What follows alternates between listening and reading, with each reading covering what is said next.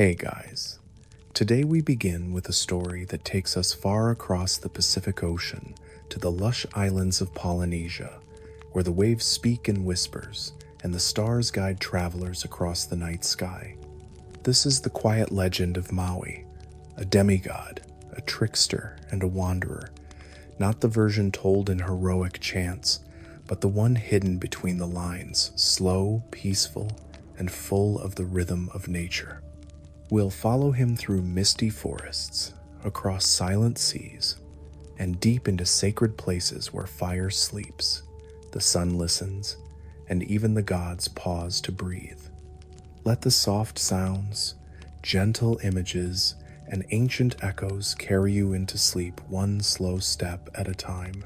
Before you settle in and get comfortable, take a moment to like this video and subscribe, but only if you truly enjoy what I'm doing here. In the comments, let me know where you're tuning in from and what time it is where you are. It's always fascinating to see our sleepy little myth-loving community stretch across the world. And if there's a particular myth, legend, or story you'd love to hear next, share it below. I'm always listening. Now, dim the lights, let your thoughts slow down, and let's drift gently into tonight's story. You stand at the edge of the sea. The waves roll in slow and gentle, as if the ocean is breathing. Each breath reaches your feet, then retreats again, leaving behind soft patterns of foam. It is early morning. The light has not yet arrived fully, but the sky is no longer dark. Everything is blue, not the blue of paint or the blue of cloth, but the kind of blue that lives in silence. The air is warm with salt. You feel it settle on your skin, in your hair. A breeze drifts past, carrying the scent of seaweed and distant flowers. Behind you, the land is still asleep. Only the sea is awake. Only the sea knows what is about to begin. You crouch down to touch the sand.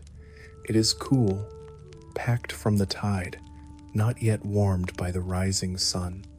As your fingers press into it, you see small shells embedded within the grains, white, pale, pink, spiraled.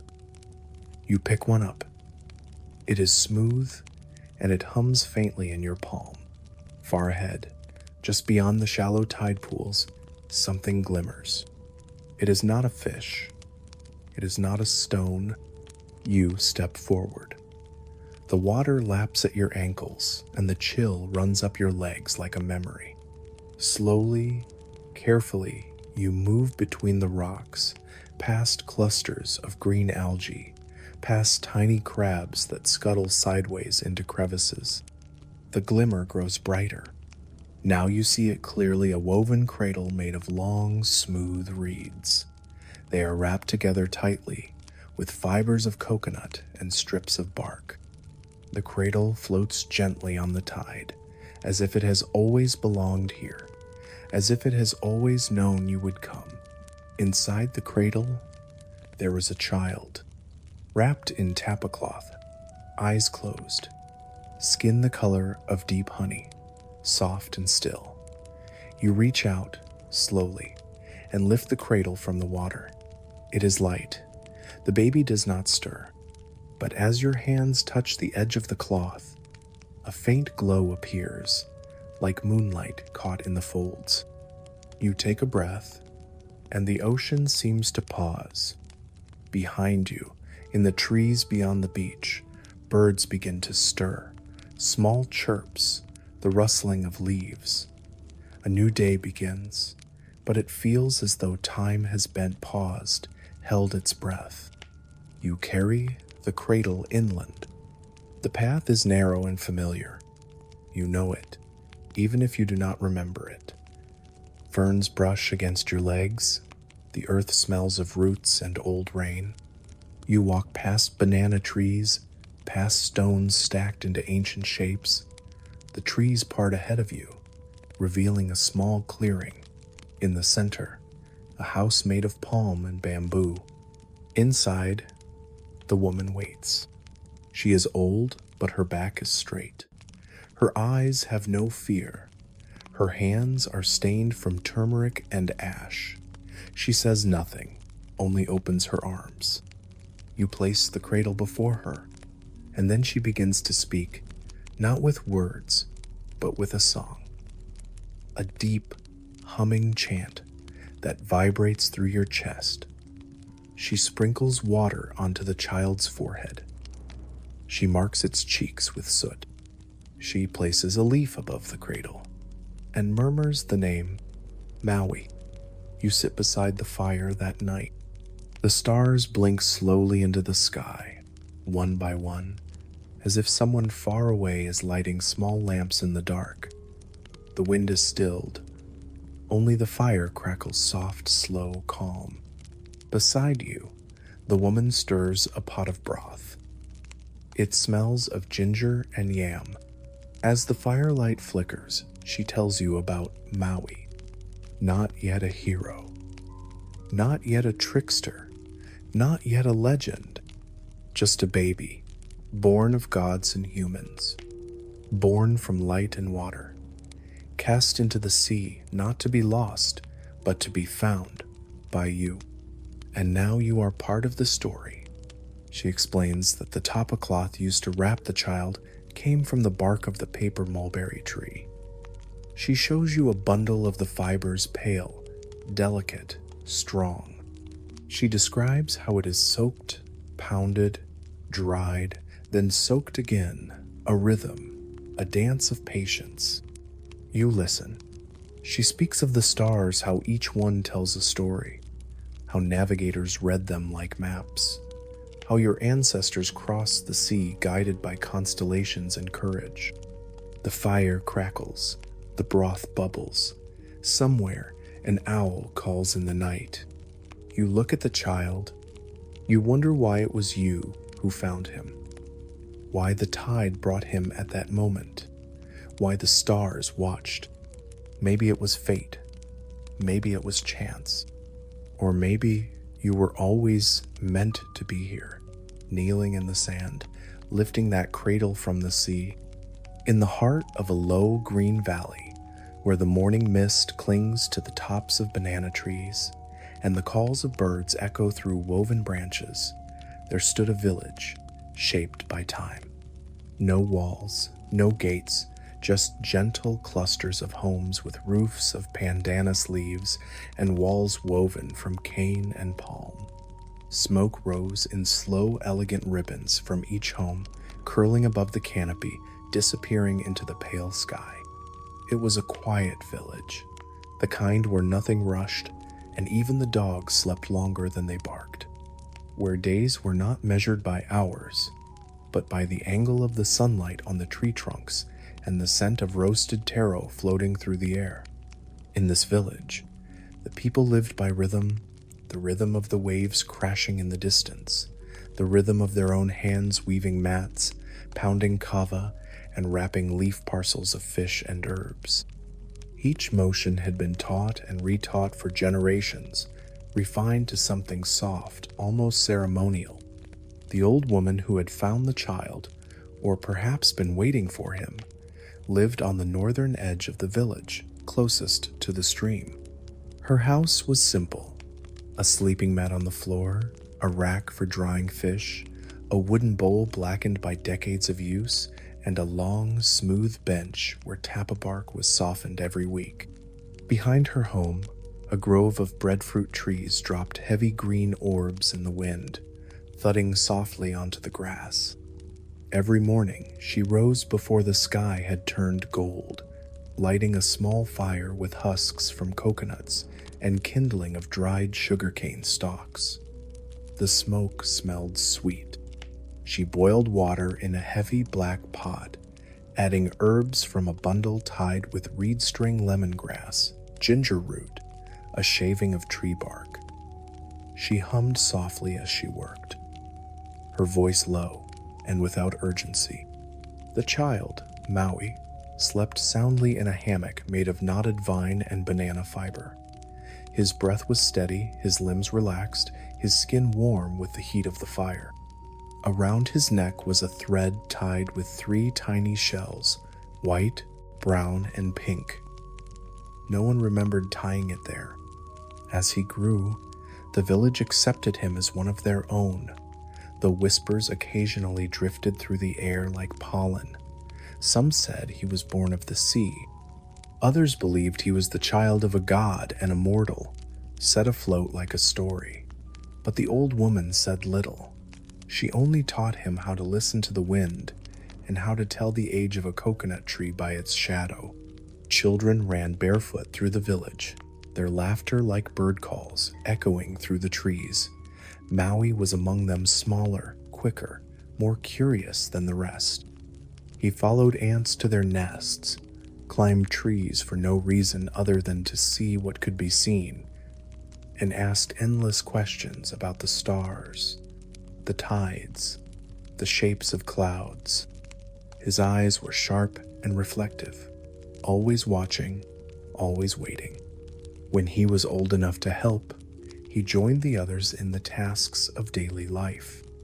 At sunrise, the men paddled out to sea in long wooden canoes. Their arms moved in unison, blades slicing the water with steady rhythm. The canoes, painted with red ochre and decorated with shark teeth, rocked gently as they cast their nets. Sometimes dolphins followed.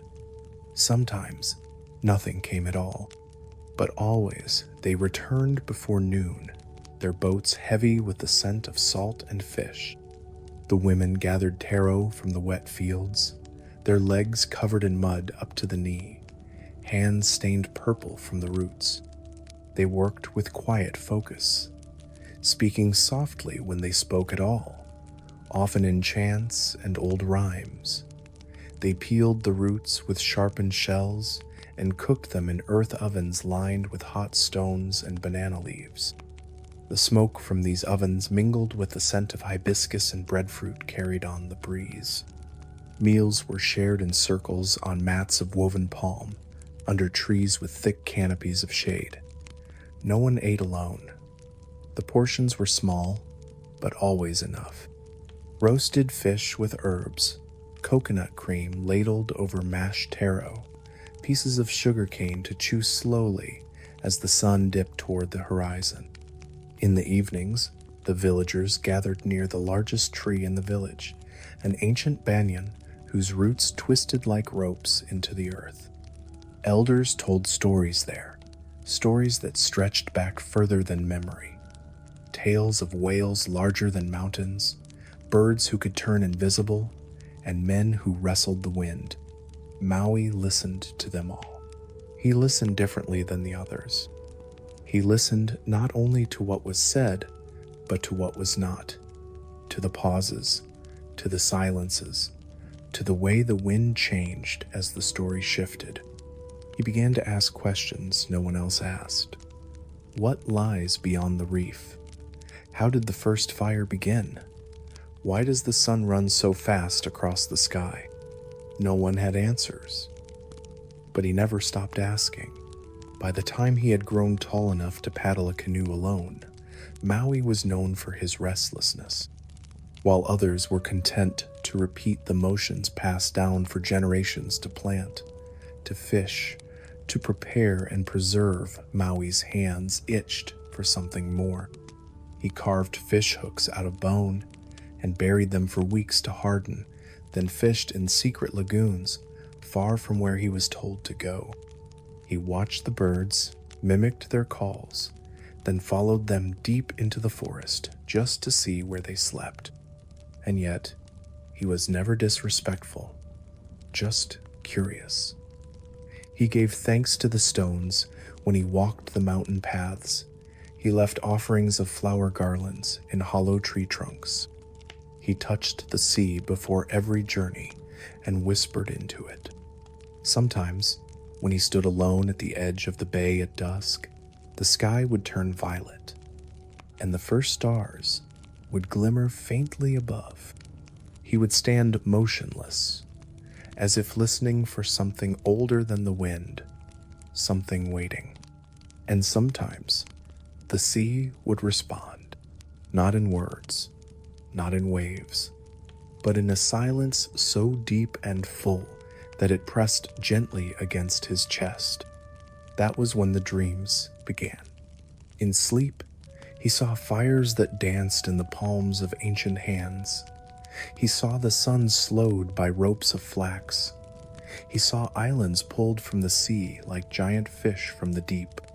He did not understand the dreams, but he remembered them, every detail, the texture of the rope, the shimmer of volcanic rock, the smell of smoke that lingered even after waking. The old woman saw the change in him. She said little. But one day, as she pounded bark into cloth under the shade of the breadfruit tree, she told him quietly, "Some are born to live in the circle. Others are born to stretch the circle wider." And then she continued pounding, as if the words had not been spoken at all. The village continued. The rhythm of daily life remained unchanged. Fish were caught, taro was mashed, mats were woven, stories were told. But Maui watched the horizon more often now, watched the clouds move, watched the birds gather before a storm. He knew something was waiting. He just didn't know what. Not yet. Morning began not with light, but with birdsong. Their voices threaded through the forest canopy like delicate ribbons of sound. Some sharp and high like flutes, others soft and rhythmic, almost like breath. Leaves shimmered from the dew, and the trunks of trees wore a faint silver glow from the mist that still clung to the valley. Underfoot, the earth remained cool and moist, marked by footprints of night creatures already hidden from the day. Maui awoke before the others.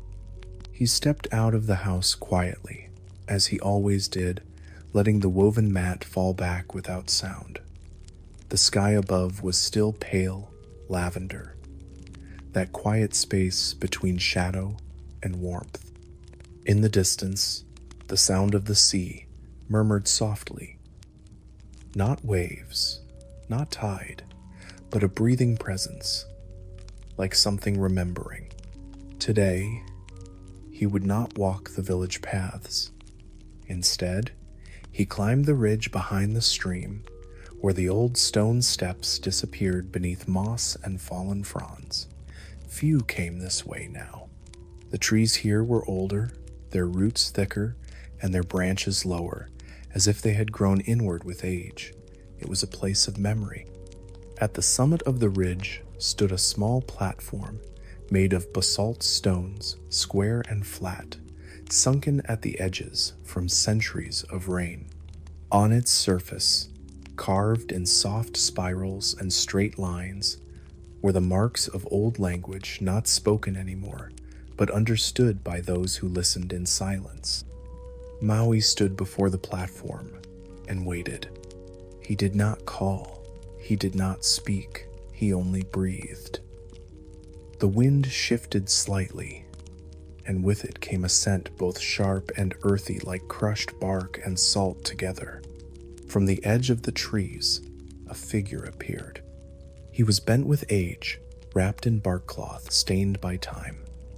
His hair was white and bound with twine, his hands dark with tattooed spirals that circled his knuckles like moving water. His eyes were pale, but they saw clearly not with the sight of today, but with the memory of what had been and the shadow of what would come. He was not from the village.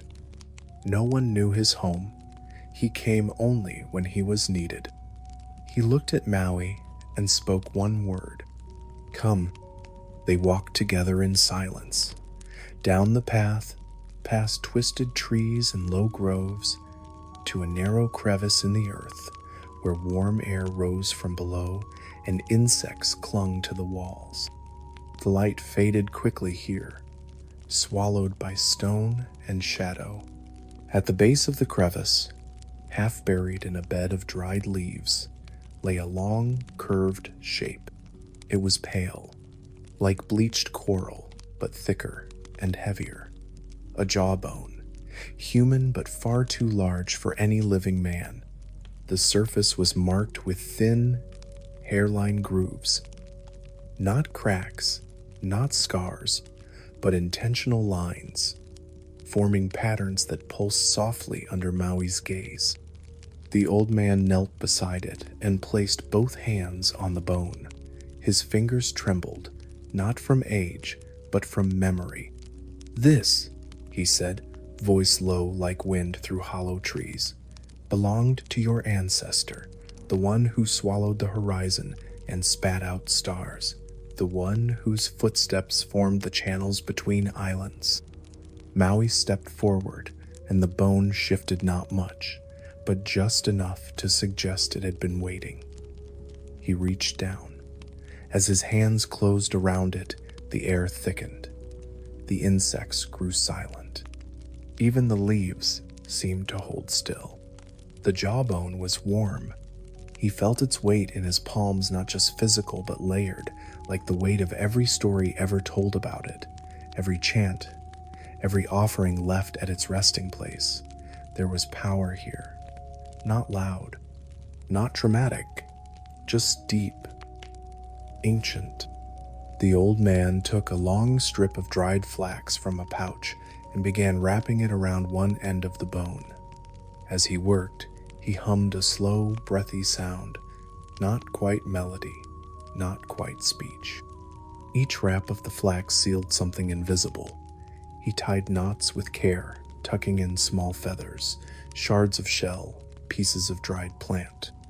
"Do not speak its name," he said. "Not yet. It is not ready to be named."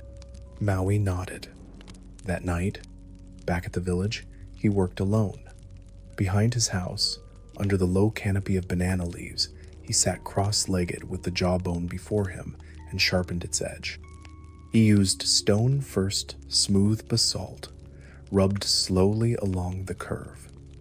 The scraping sound was steady, rhythmic, like a chant. Then he used the teeth of a shark, tied to a strip of reed to file the bone's point. Each stroke brought a finer shape, a sharper line.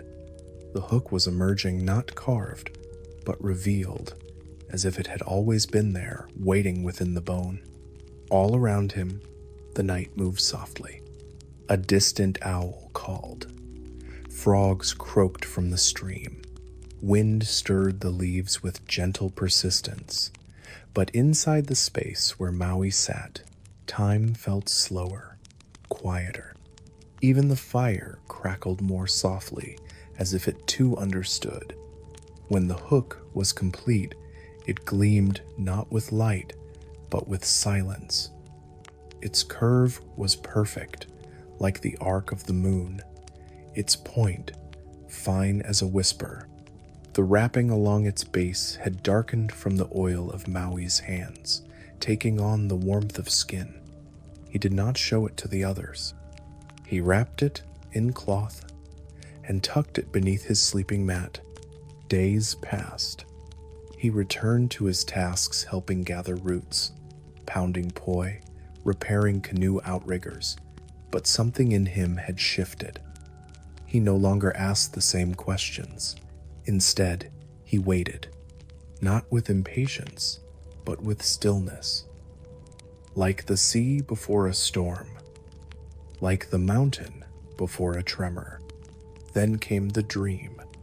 He was standing on a canoe made of smoke, floating over a sea of glass. Beneath him, great shadows moved slow, massive, ancient. One rose higher than the rest. It looked like an island. But it was not. It was a fish, larger than anything he had ever imagined. Its eyes were the size of the moon. Its scales shone like obsidian. Its mouth opened, and inside he saw stars. He awoke with the taste of salt on his lips and the sound of waves in his ears. He knew what to do. Before the stars had faded, and before the palms had shifted in the wind, the sea was already awake. It murmured in tones too low for human voices, breathing through tides, curling over coral heads, sliding across smooth volcanic stones. In that hour before sunrise, the ocean did not shine, it absorbed. Every shadow, every whisper, every secret. It held them all. Maui stood at the edge of the lagoon where the fishermen tied their canoes. The air was heavy with salt. The bristles of pandanus leaves clicked softly in the wind. The water, still dark, reflected only the suggestion of clouds above. Somewhere far offshore, a school of flying fish stirred the surface, sending thin ripples toward the reef, like fingers brushing a drum. The canoe was ready. He had carved it himself, not in a day, not even in a moon's time, but slowly, patiently, from the trunk of a breadfruit tree. The wood was pale when cut, then darkened to honey as it dried in the sun.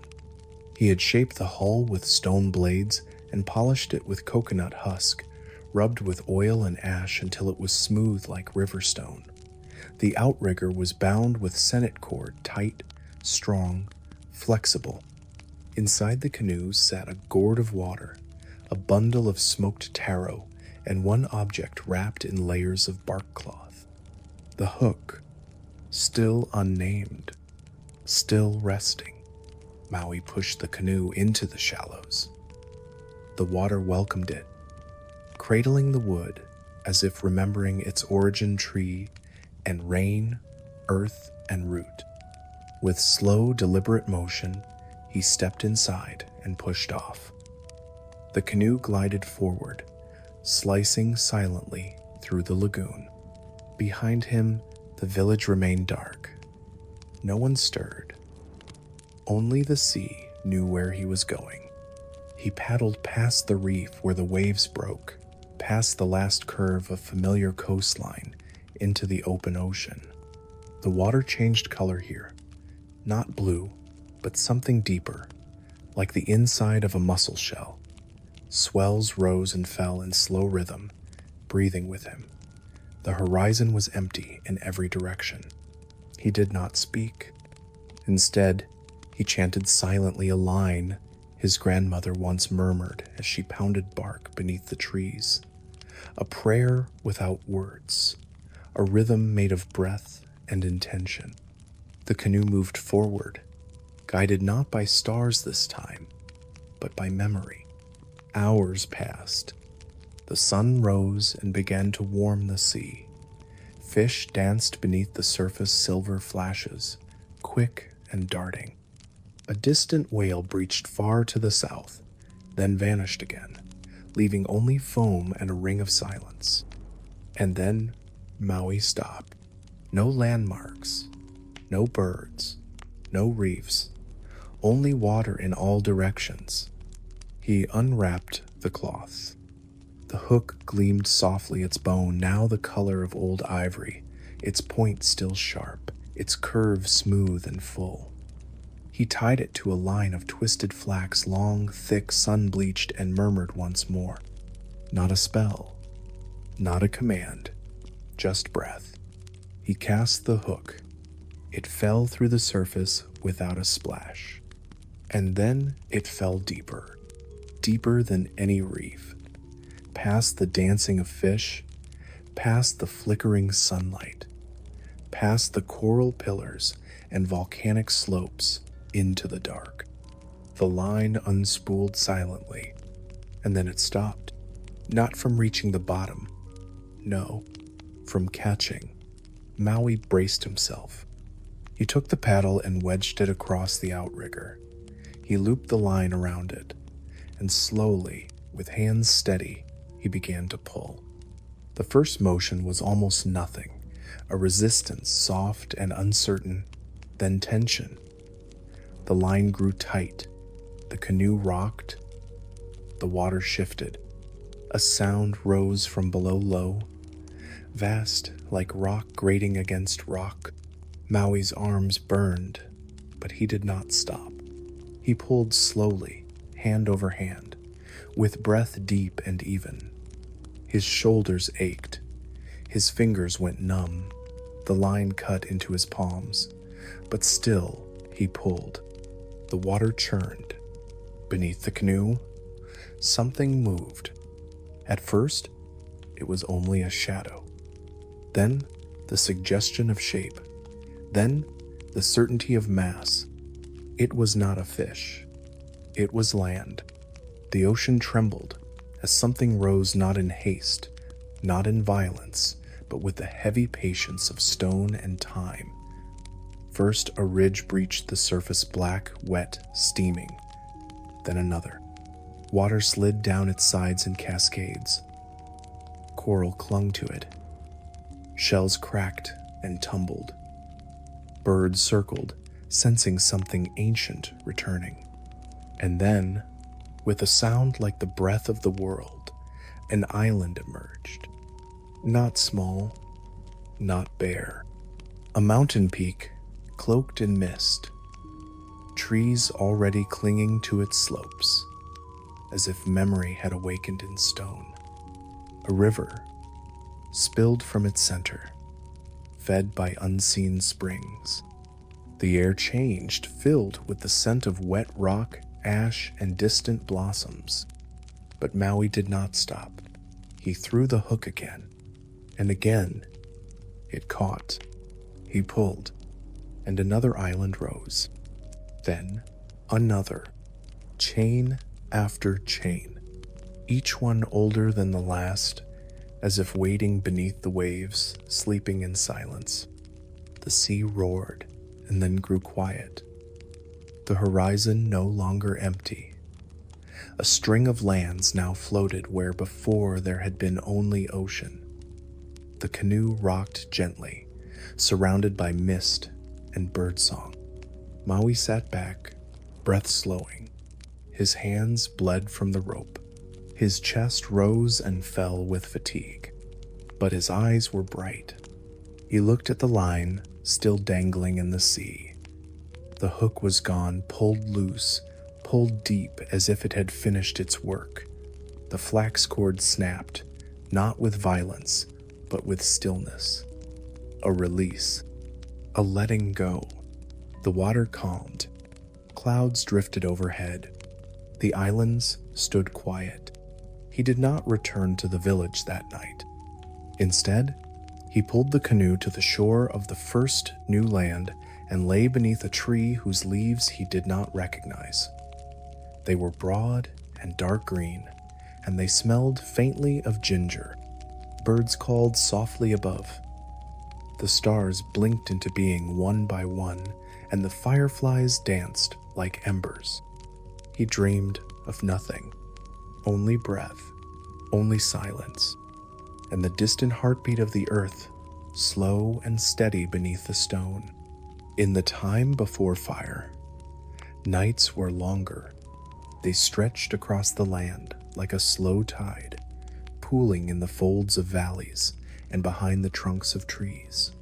Without flame, darkness had weight. It pressed against the sides of homes. It clung to the breath. People huddled together, wrapped in woven mats, listening to the night, to insects chirping, to the rustle of leaves, to the distant lap of waves. But no warmth came, only the rhythm of waiting. Food was eaten cold, yams left in the sun, fish dried and salted, water never boiled. Light came only from stars or moon, and even those hid often behind clouds. The elders told stories in low voices, bundled in shadow. But everyone remembered a time, not long ago, when flame had lived among them. Until one day, it was gone. Not extinguished, not forgotten, taken. It was said that Mahuika, goddess of fire, had withdrawn her gifts, angered, perhaps, or sorrowful.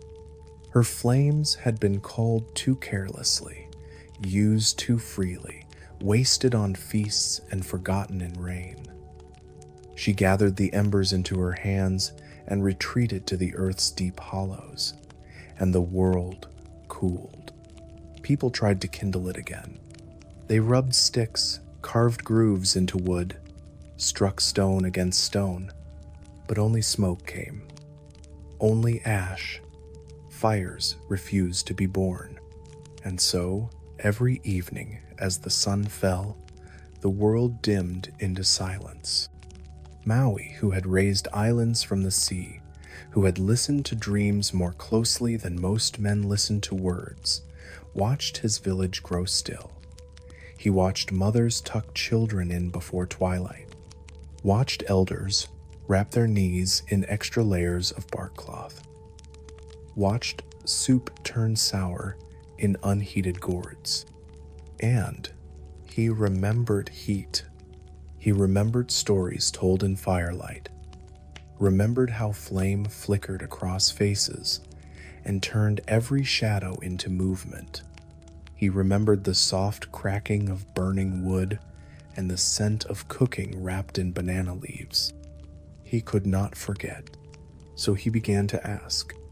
The old woman who had raised him sat near her house weaving mats when he came. Her fingers moved without pause, her eyes never lifting, but she listened. When he finished, she dipped her fingers into a bowl of coconut oil and rubbed her hands slowly. "Fire belongs to Mahuika," she said. "She keeps it now, far below." "Below where?" he asked. She paused. The air between them felt heavier, slower. "There are places where the earth breathes," she said, "where stone is warm, even in night, where the trees grow twisted and silent. Follow the smell of ash, follow the silence." That night, Maui packed little, only a gourd of water, a folded wrap of taro, and a length of green flax cord.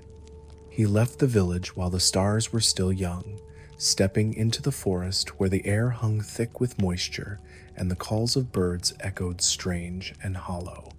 For 2 days he walked.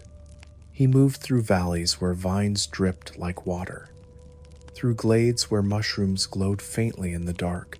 He drank from cool streams and ate only when hunger pressed its hand against his ribs. He listened, not for words, but for warmth. And on the 3rd day, it came. Not heat, not yet, but the scent, ash. It drifted through the leaves like smoke with no fire. Dry, faint, impossible. But it lingered. Maui followed it deeper into trees that grew wider, lower, twisted. The ground rose and fell beneath his feet. Ferns thickened, light narrowed. He found the cave just past a waterfall that whispered sideways into stone. It opened like a mouth, jagged, wide, dark. Around the entrance, the air pulsed. Not like wind, not like sound, but like breath, as though something within was alive, thinking, remembering. He stepped inside. At first, nothing. Only stone. Walls cold and wet. A ceiling low enough that he had to bend. Then, as his eyes adjusted, he saw that the stone grew lighter further in, not from sunlight, but from a glow that lived deeper inside. He walked. The path narrowed. Shadows thickened. But the light ahead grew stronger, red-orange like embers. It flickered across the walls, painting them with the shape of flame. Then the tunnel opened into a chamber, large, circular. The ceiling lost in smoke. At the center stood Mahuika. She did not move when he entered. Her hair was long, black with streaks of glowing coal. Her fingers shimmered red at the tips.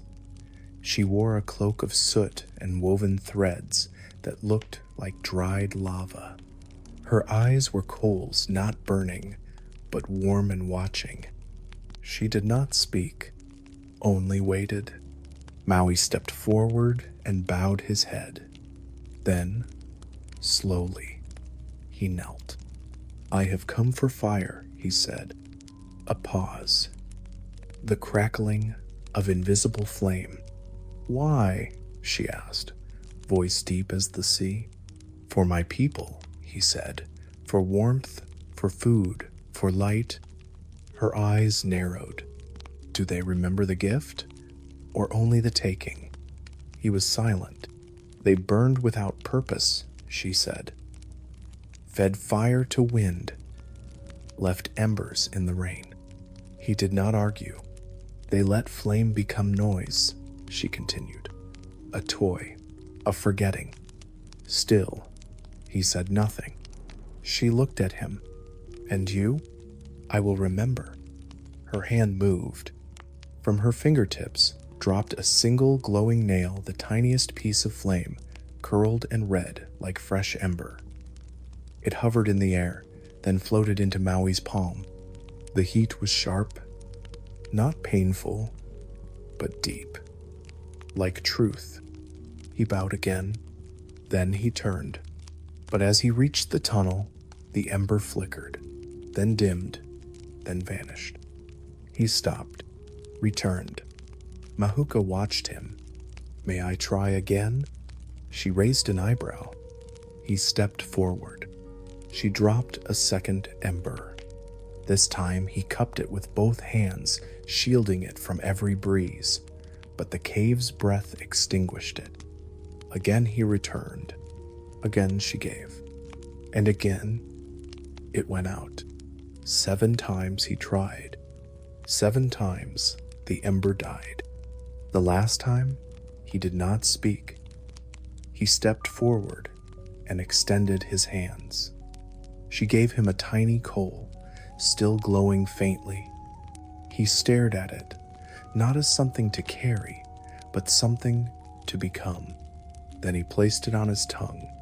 The heat surged through him. It filled his chest, his limbs, his breath, his eyes, and then, softly, without sound, his mouth opened and smoke curled out. Mahuka smiled. She lifted her hand once more and pressed her fingers gently to his forehead.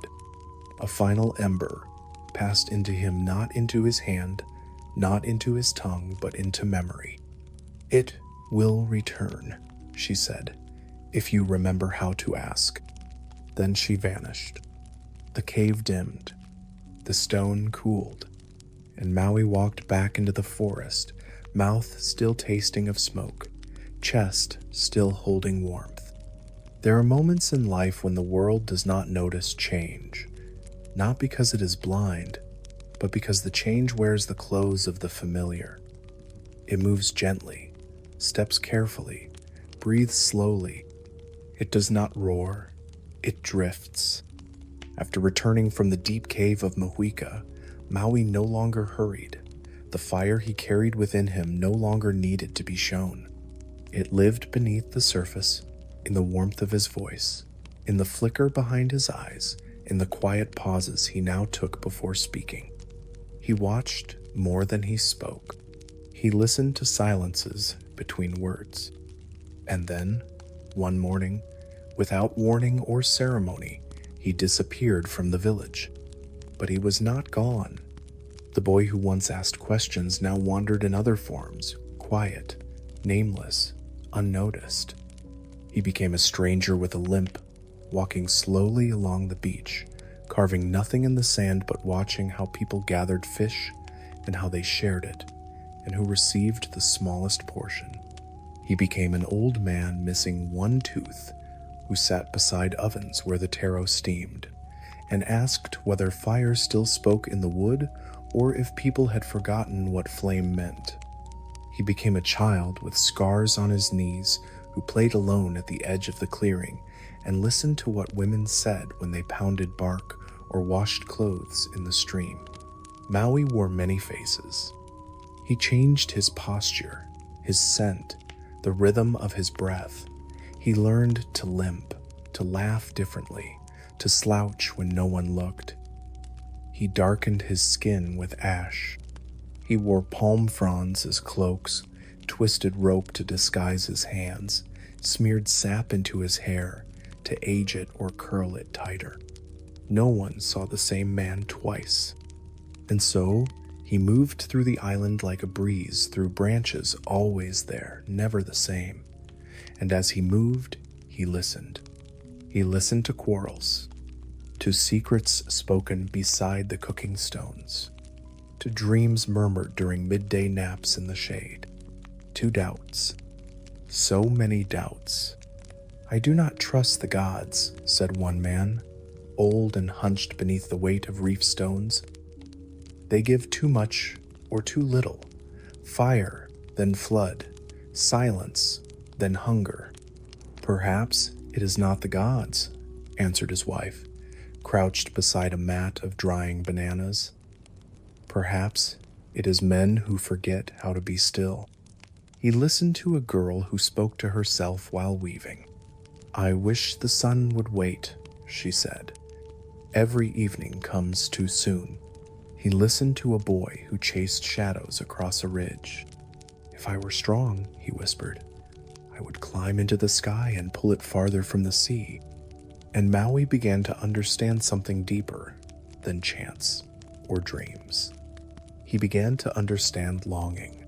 It wore many shapes: hunger, restlessness, grief, a boy whose father never returned from a storm, a woman who counted days by the number of times she scraped breadfruit from her bowl, a fisherman who stared at the sea for hours after each return, saying nothing. Maui never judged. Instead, he played. He loosened ropes when no one was watching, not to destroy, but to see how others tied them back. He whispered false names into gatherings just to hear how long they echoed. He told a child that a rock could sing and waited to see if the child could hear it too. Sometimes he took form as a blind drummer who played rhythms no one could understand and watched the way people's feet shifted unconsciously in response, some toward him, some away. He learned what people hid, not their valuables, their wishes. Once, he saw a man bury something in the ground near a breadfruit tree. Not a tool, not food, a carved figure, small, worn, made of bone. The man whispered to it, called it his hope, then covered it again. Maui did not uncover it. He simply sat near the tree the next morning, pretending to nap, and waited for the man to return. When he did, the man looked surprised, not angry, just surprised, as if someone seeing the hidden part of him was both frightening and comforting at once. And so Maui learned, not from books, not from chance, but from eyes, from voices caught mid-sentence, from the way fingers trembled when offering food, or the way people paused before speaking of the dead. He never stayed long. Each face lasted only a few days. Then he would vanish, appear again elsewhere, as someone else. Some began to speak of a spirit, a wandering trickster, a guide, a ghost, but always with a strange tone, not fear, not reverence, something softer. A question that stayed long after the story had ended. And Maui, beneath the masks, began to gather something more powerful than fire or hook. Understanding, he saw that mortals did not need grand miracles. They needed slowness, a bowl that stayed full, a rope that did not fray, a sun that lingered, a dream that did not dissolve with dawn. He began to wonder if power meant changing the world, or simply knowing it so well that it changed on its own. One evening, in the form of a traveler with a crooked back, he sat beside a young woman stringing shells for a necklace. Her fingers were small and stained from dye. Her mat was worn. Her eyes were bright. "I heard," she said suddenly, "that Maui once drank fire." The traveler said nothing. "Do you think it's true?" she asked, not looking up. He watched her fingers continue the rhythm. She did not expect an answer. And still, he smiled. A slow, secret smile, and let the question hang in the air, like the scent of seaweed and wood smoke, something that stayed long after it was spoken. In the time before the sun was slowed, days passed like the wind across the sea, fast, warm, and gone, before they could be held. The light came quickly after dawn, poured down the mountain slopes, flooded the valleys, lit the tops of the trees, then fled again before the earth could drink it. Shadows arrived too soon. Meals were rushed. Gardens ripened before hands could reach them. Old people sighed at the heat that vanished before their bones could warm. Fishermen cursed the shortness of the glow, their nets still half full when the ocean fell into dusk. It was said that the sun, then, was young and wild, not cruel, but restless, a child of fire who did not know how to wait. He ran his path across the sky as if racing someone unseen, never looking back. He never paused above a hill or lingered over a meal. He did not give the earth enough time to stretch, to warm, to breathe. People began to pray, not to the gods of the stars or forests, but to time. They offered fruit in the morning and burned leaves in the evening, hoping that time would soften, slow, breathe. But days still raced past like startled birds, and the world remained out of rhythm. Māui, now grown in silence and in knowing, listened to the stories. He sat beside the women who pounded taro, watched the children gather wood in shadow, watched how evening always caught the village by surprise. He did not speak at first. Instead, he touched the bark of the hau tree, soft, strong, pale yellow.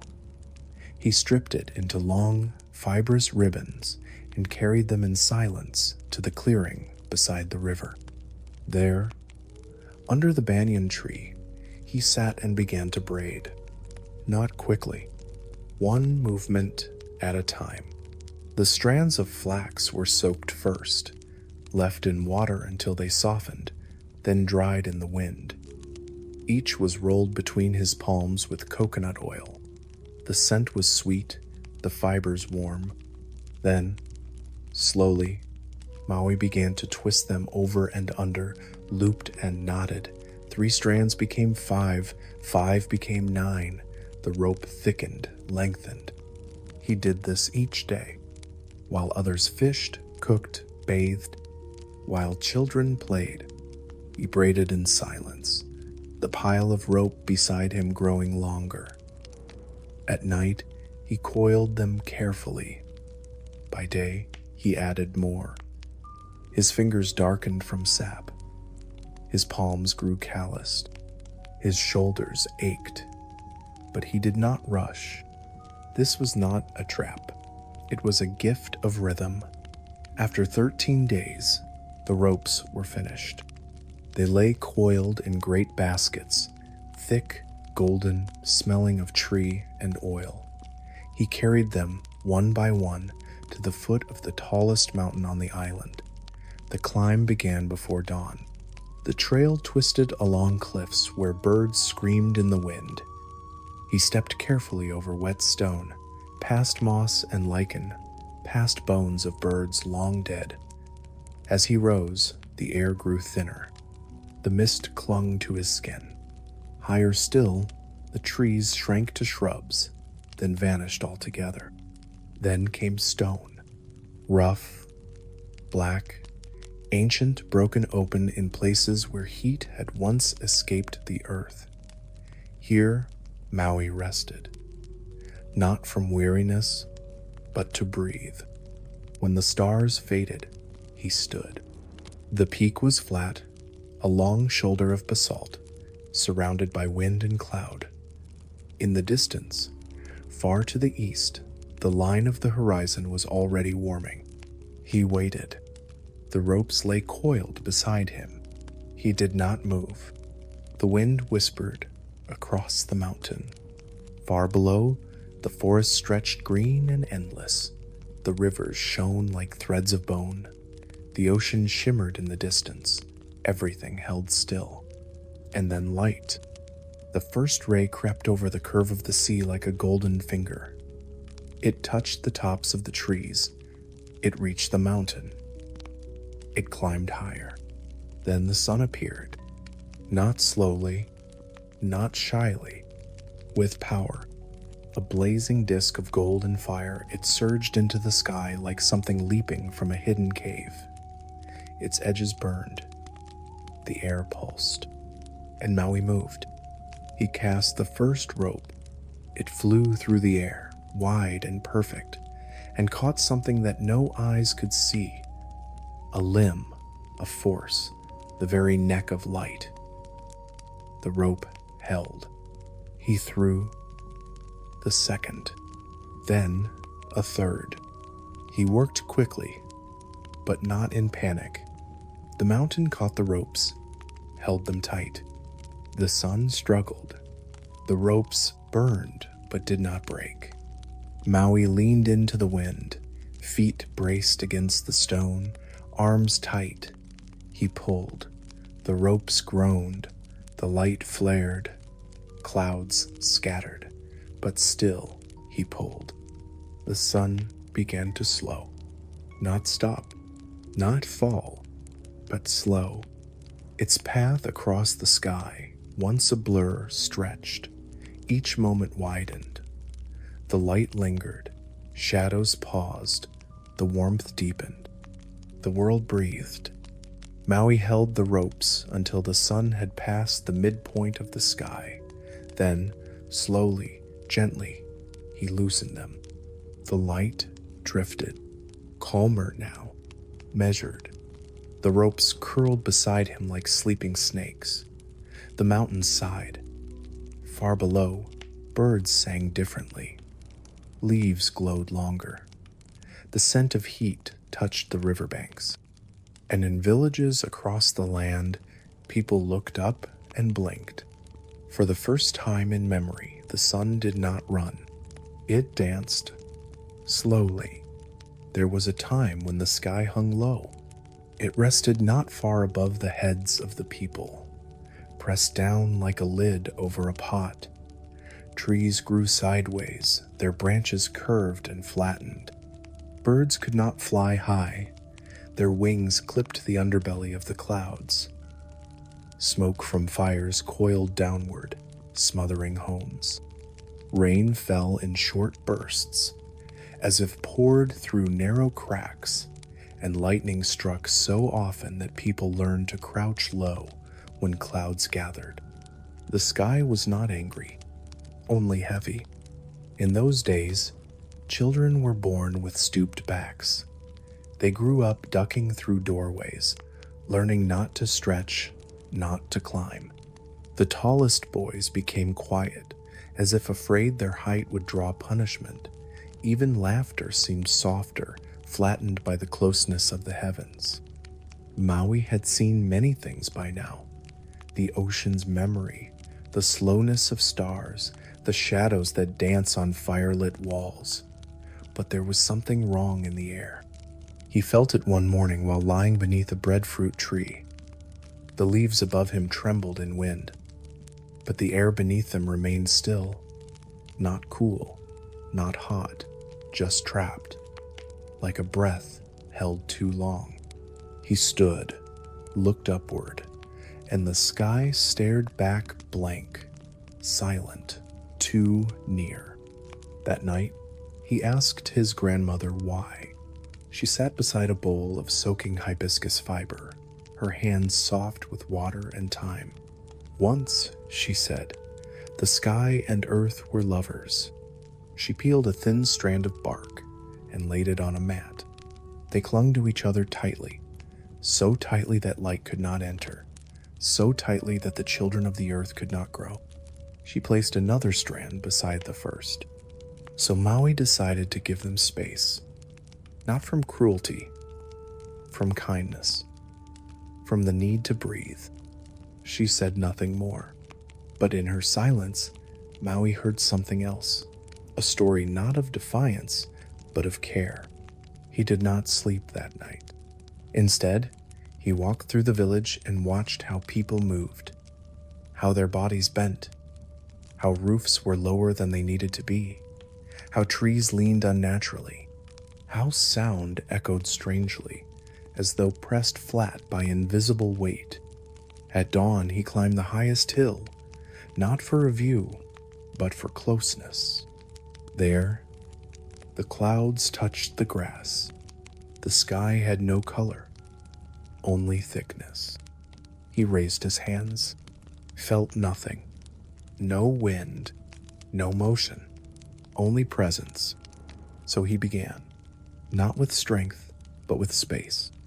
He cleared a circle at the top of the hill, removed the grass, the stones, even the insects. He drew a spiral into the soil with a piece of charcoal. Then, in the center, he stood and pressed his palms together, not in prayer, in purpose. Then he lifted his hands slowly, upward. Nothing happened. He lowered them, then again, slower with breath, raised them. The air shivered. Once, then stilled. He returned the next day, and the next. Each morning, he climbed the hill, stood in the circle, raised his hands, not to push, not to command, but to suggest. The third day, the clouds rippled. The fifth day, the air moved. The seventh, something shifted, not in the sky, in the earth. The soil beneath his feet felt looser, softer, as though relieved. So he began to lift in earnest, not with hands, with his whole body. He widened his stance, bent his knees, planted his heels deep into the ground. Then, slowly, he pressed upward, palms flat, arms rising, breath steady. The gesture was not quick, not strained, but deliberate, as though lifting a sleeping child from bed without waking it. The sky resisted, but it did not fight. It only asked, "Are you sure?" He answered with silence and patience. Each morning he returned, lifted, waited.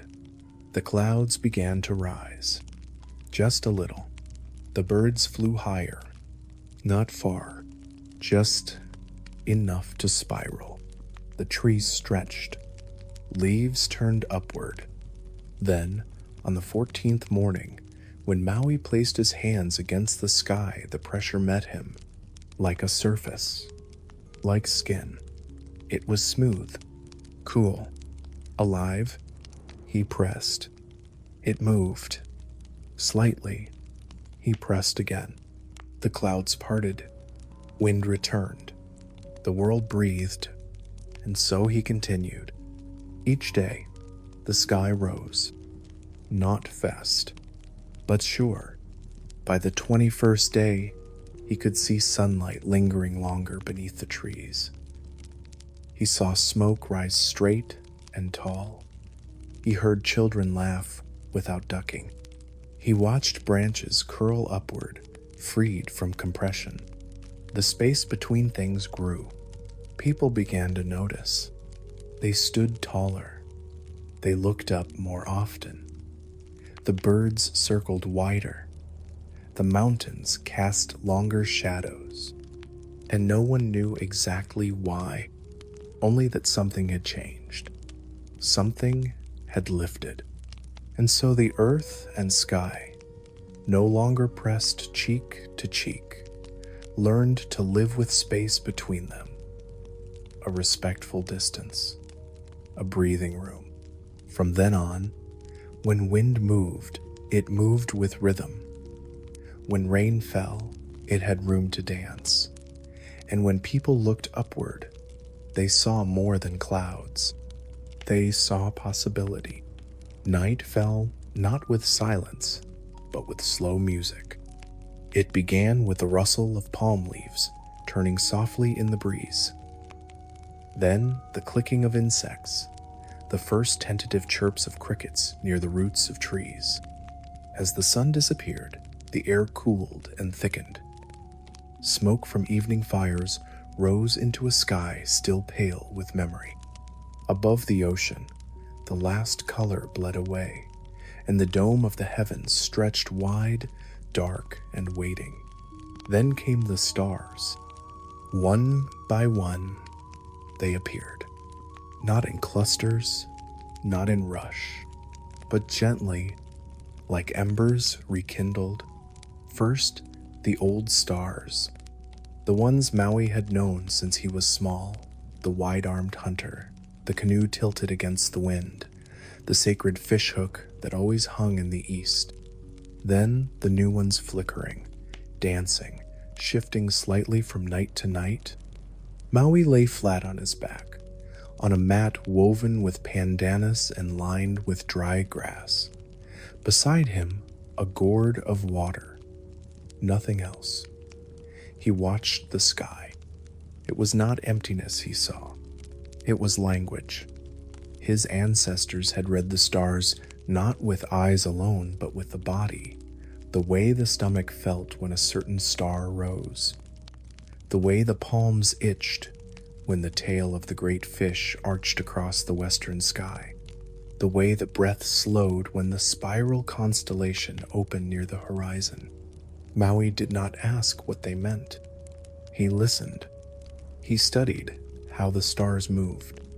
They did not walk. They glided, not forward, but around like a great net cast over the world, always tightening, always shifting. Some nights he watched until his eyes grew sore. He began to notice patterns that no one else saw, stars that echoed each other's light, lines that bent in rhythm with tides. He saw that the night sky was not a map, it was a sea, and he began to wonder, if one could sail the real ocean with a canoe carved from trees, could one sail the sky with a canoe carved from something else? Not from wood, but from silence, from dream, from memory. And so he began to carve, not all at once, but slowly, over many nights. He found a tree not large, not strong, but strange. It grew near the cliffs where seabirds nested. Its bark peeled in long, soft curls, and its leaves glowed faintly under moonlight. No one used this tree.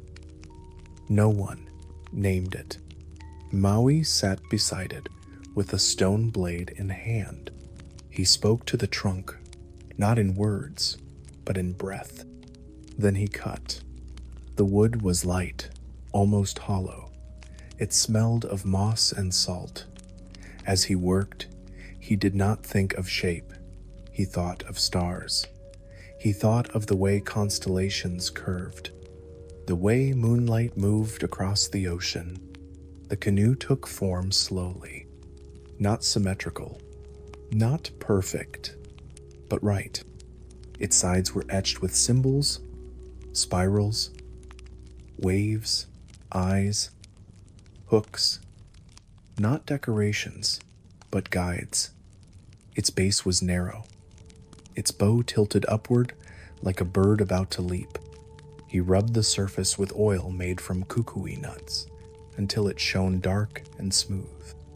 The canoe was small, but it held the sky. He did not place it in the water, not at first. Instead, he waited for the darkest night of the month, when the moon hid her face and even the crabs dared not sing. Then, barefoot, he carried the canoe to the highest point on the island. There, beneath the full weight of the stars, he set it down and climbed in. Nothing happened. Not at first. Only the wind, only the breathing of the trees. Then a stillness, deeper than silence, and the canoe rose, not fast, not with a rush of air, but gently, as if gravity had simply let go. The trees fell away, The ground blurred. The sea shimmered like a bowl of obsidian. The stars above grew sharper, brighter, and Maui understood that this was not flight. This was remembering. He moved through constellations not like a bird, but like a thought, slowly, curving, rejoining. The stars made paths before him, then dissolved behind. He passed the great canoe of the ancestors. He passed the reef of dreams. He passed the spine of the sky serpent, and in the quiet, he saw faces. Old ones, the ones who came before, the navigators who once read the sky with bare feet pressed to the decks of voyaging canoes, the ones who crossed the ocean without map or anchor, only stars and song. They did not speak, they only watched and nodded. The canoe sailed on, not for distance, but for knowing. When Maui returned, the island still slept. His canoe, damp with dew, rested beside him on the grass. He touched it with one hand, and it hummed faintly a vibration not of sound but of memory. From that night onward, when others looked up and wondered why a certain star tilted so, or how the clouds seemed to part in time for travel, they did not question. They simply whispered, "Maui has sailed again." And somewhere above, in the wide dark, a canoe curved through stars with no sail, no paddle, only purpose. The sea, in the early morning, is like memory still, deep, and full of things not easily spoken.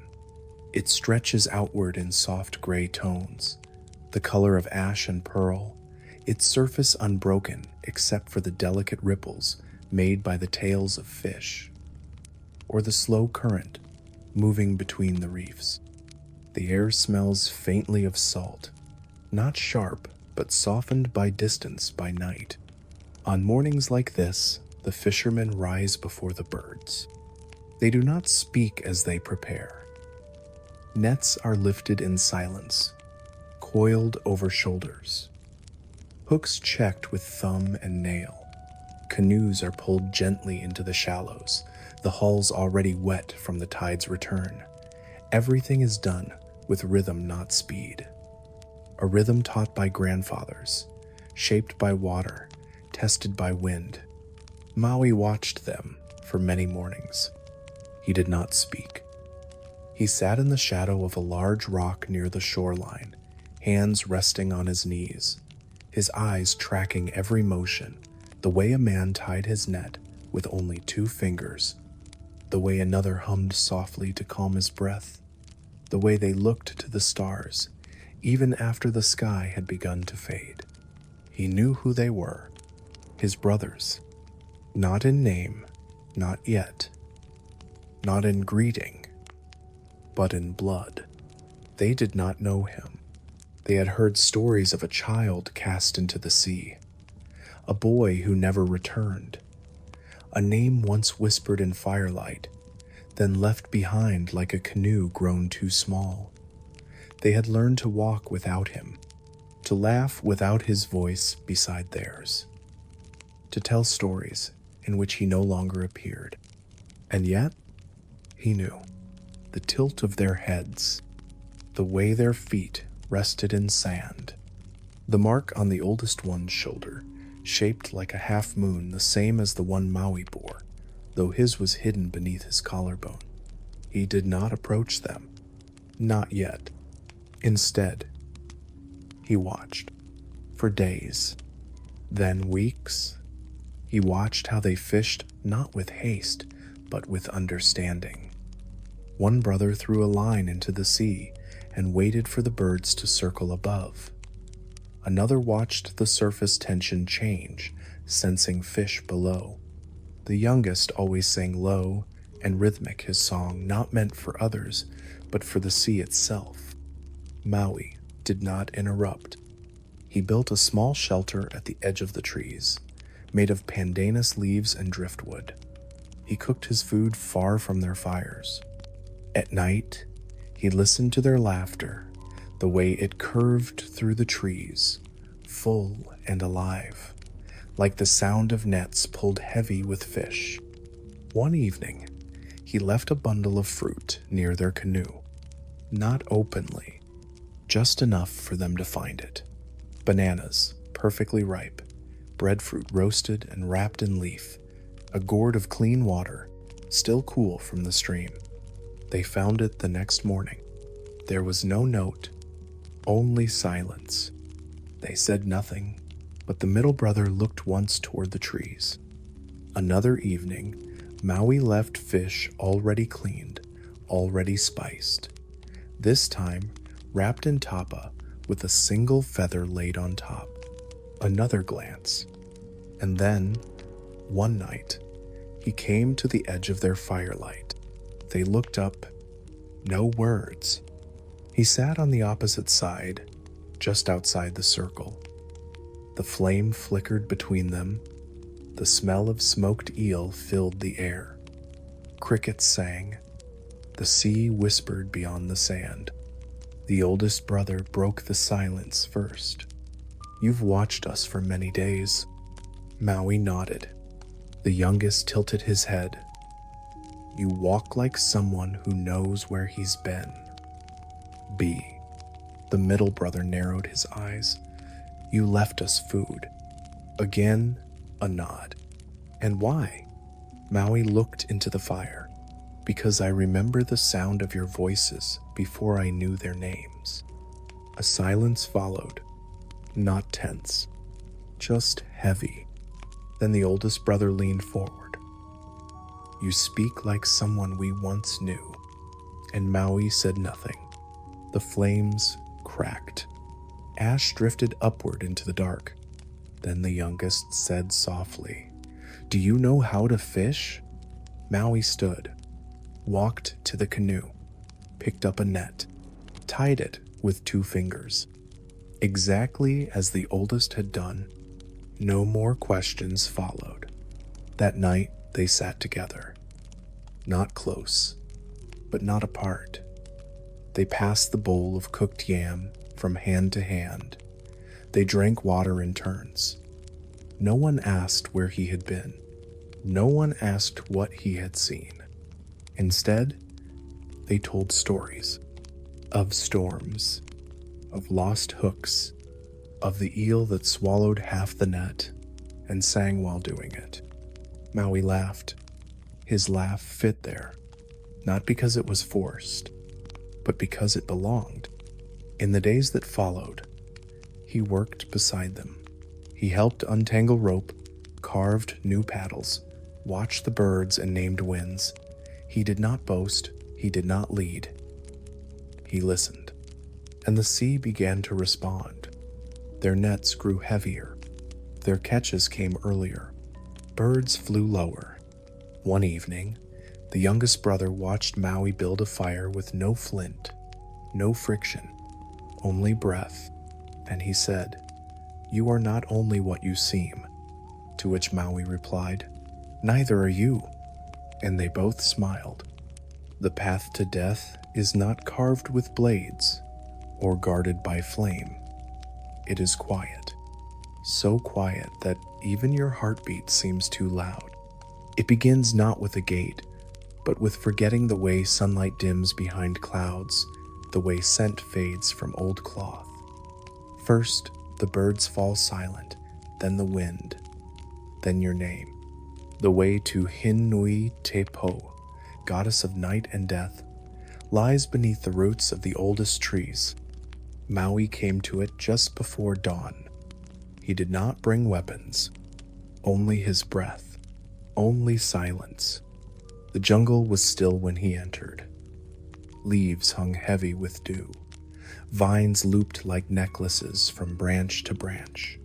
He walked barefoot, his steps soft on moss and fallen bark. He carried no torch. The light would not matter. He had been here before, not with feet, but in dreams. The forest led him downward. The birds stopped calling long ago. Here, the trees grew wide and low. Their bark was damp, their roots like ribs of something ancient.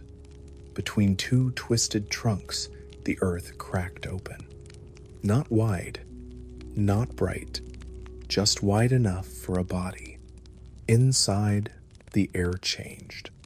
It thickened, not from smoke, not from heat, but from memory. He stepped inside. The ground sloped downward, slow and spiraling.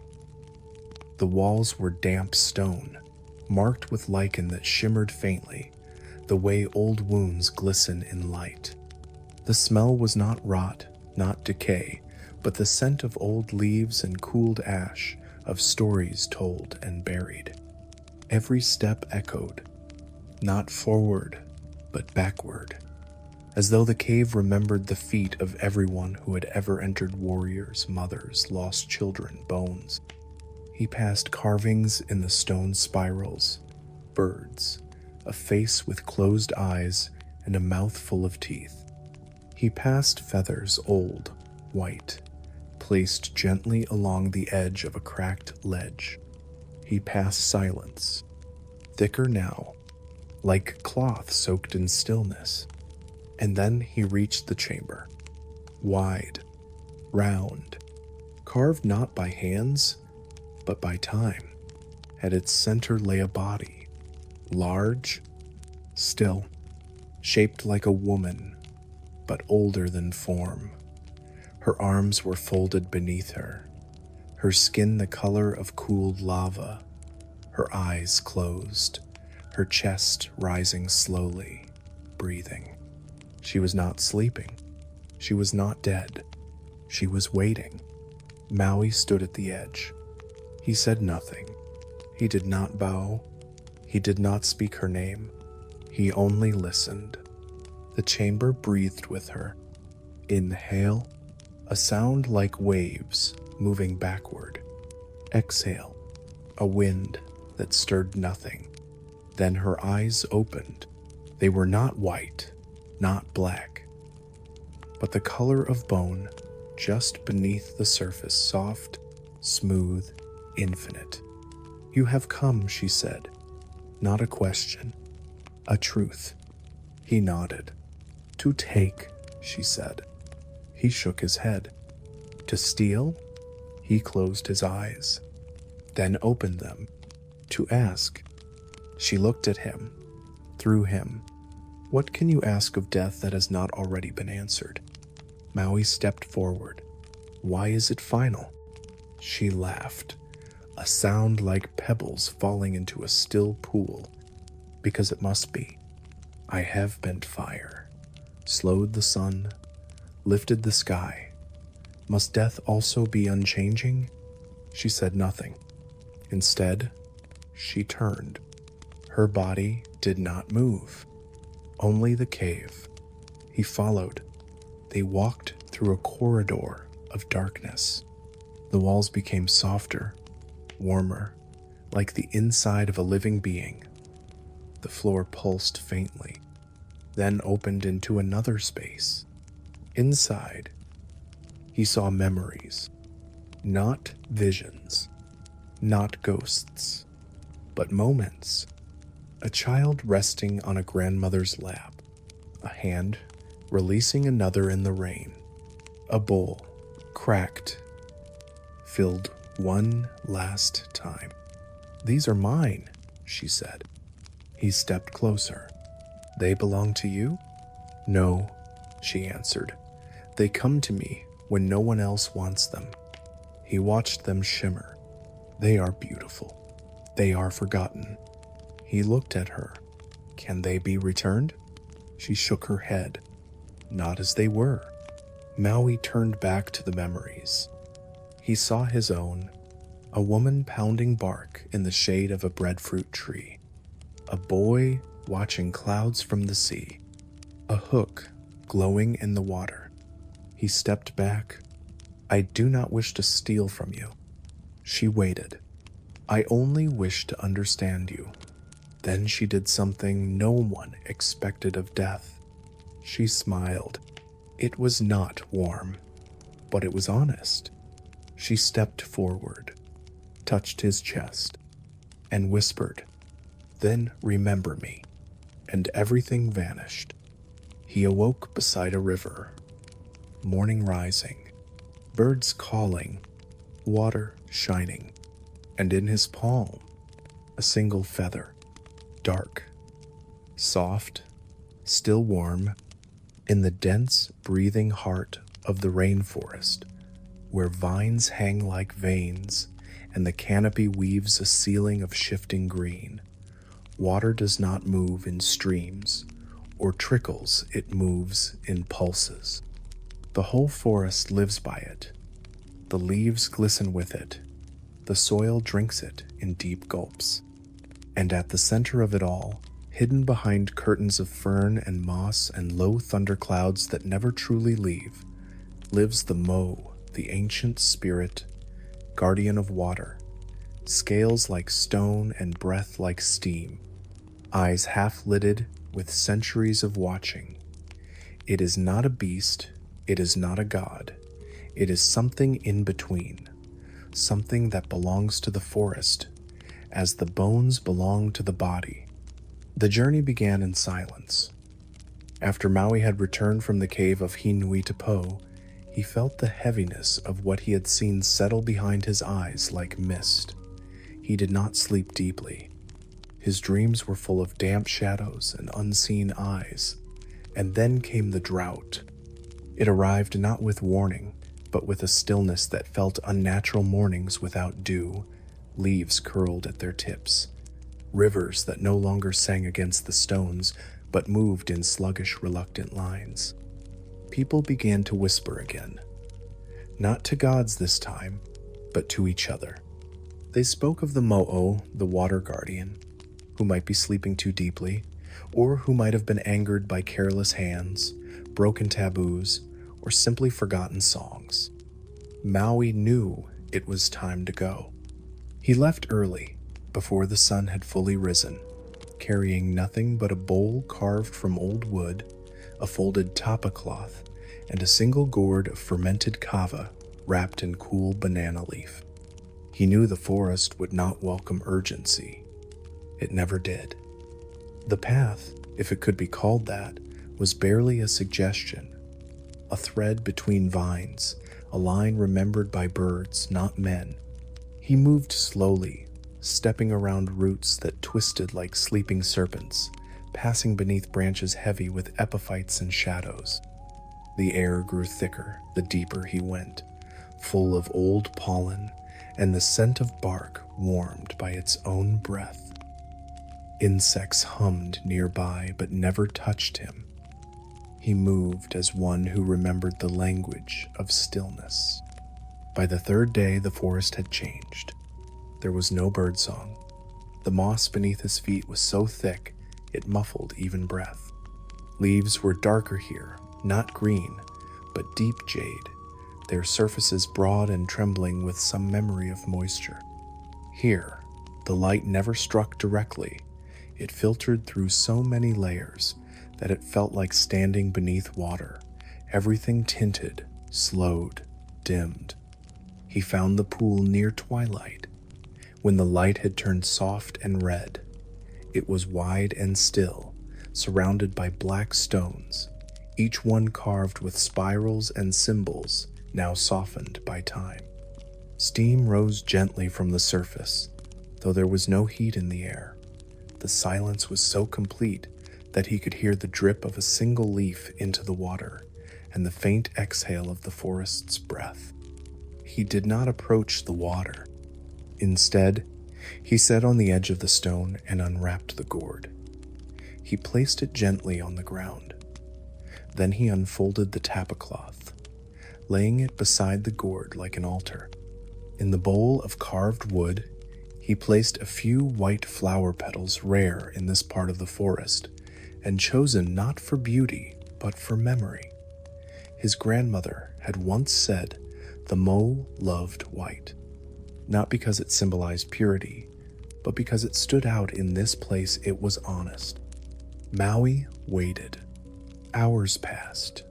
The sky above darkened, but no stars could be seen. Only leaves, only mist. Then the water stirred. Not a splash, not a wave, just a soft ripple, as if the pool had sighed. A pair of eyes opened beneath the surface, not glowing, not menacing, but vast, unblinking. Watching, the Māui rose. First, only the ridge of its back appeared, like the crest of a submerged hill. Then the curve of its long neck, armored with moss-draped scales.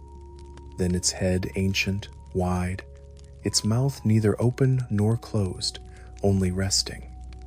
Its nostrils exhaled a low puff of steam. It did not leave the pool. It did not speak. Māui bowed his head and whispered a chant. It was not one of command. It was not a request. It was a remembering, a soft series of words shaped more by breath than language. He spoke of the first waters, of springs hidden beneath lava, of rain that taught the taro how to grow.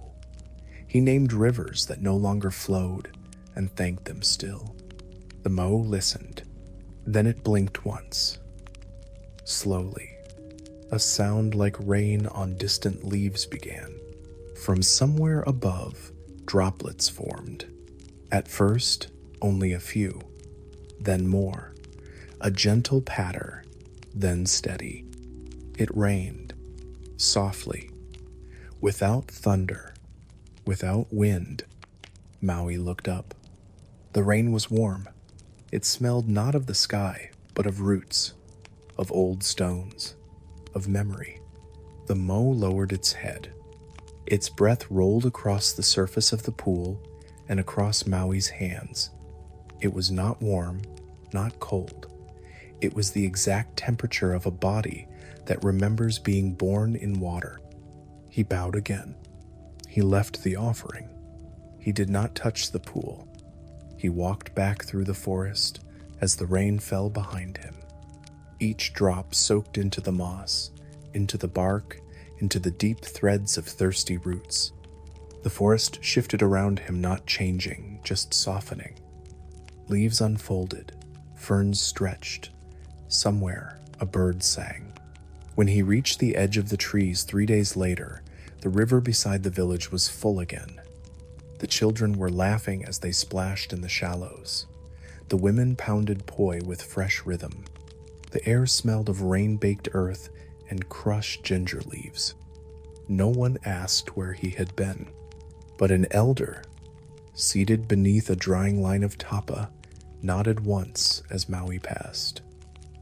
Not in greeting, in recognition. He carried the bowl still in his hands, empty now, but glistening from the rain. And beneath his nails, tiny flecks of moss still clung. There are places where the earth does not sleep, where it stretches and stirs beneath itself, warming the stone from within, softening its bones in secret. These places are not marked on maps. They are felt by the way the air becomes still without reason, by the way birds fly lower or not at all, by the way the trees seem to lean back, their roots uncertain of the ground beneath. It was to one such place that Māui now turned his feet, not out of challenge, but out of invitation. The rains had returned. The rivers once more sang across the land. But the mountain, the one with the black ridge and the line of steam always rising, faint and steady, had begun to speak again. Not in language, in rhythm, in the low thud that echoed through the soles of the feet, in the scent of stone too warm at dawn, in the small, sharp quakes that made no sound but woke sleepers from their dreams.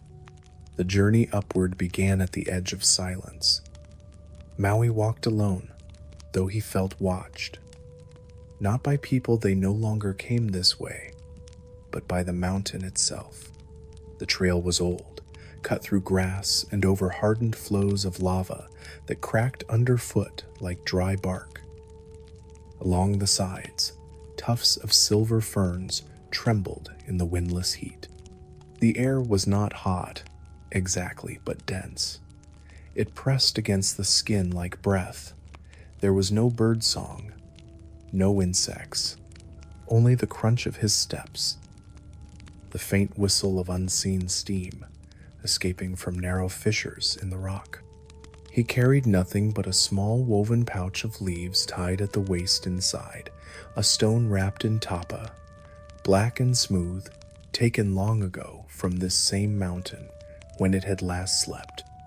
The climb took the better part of a day.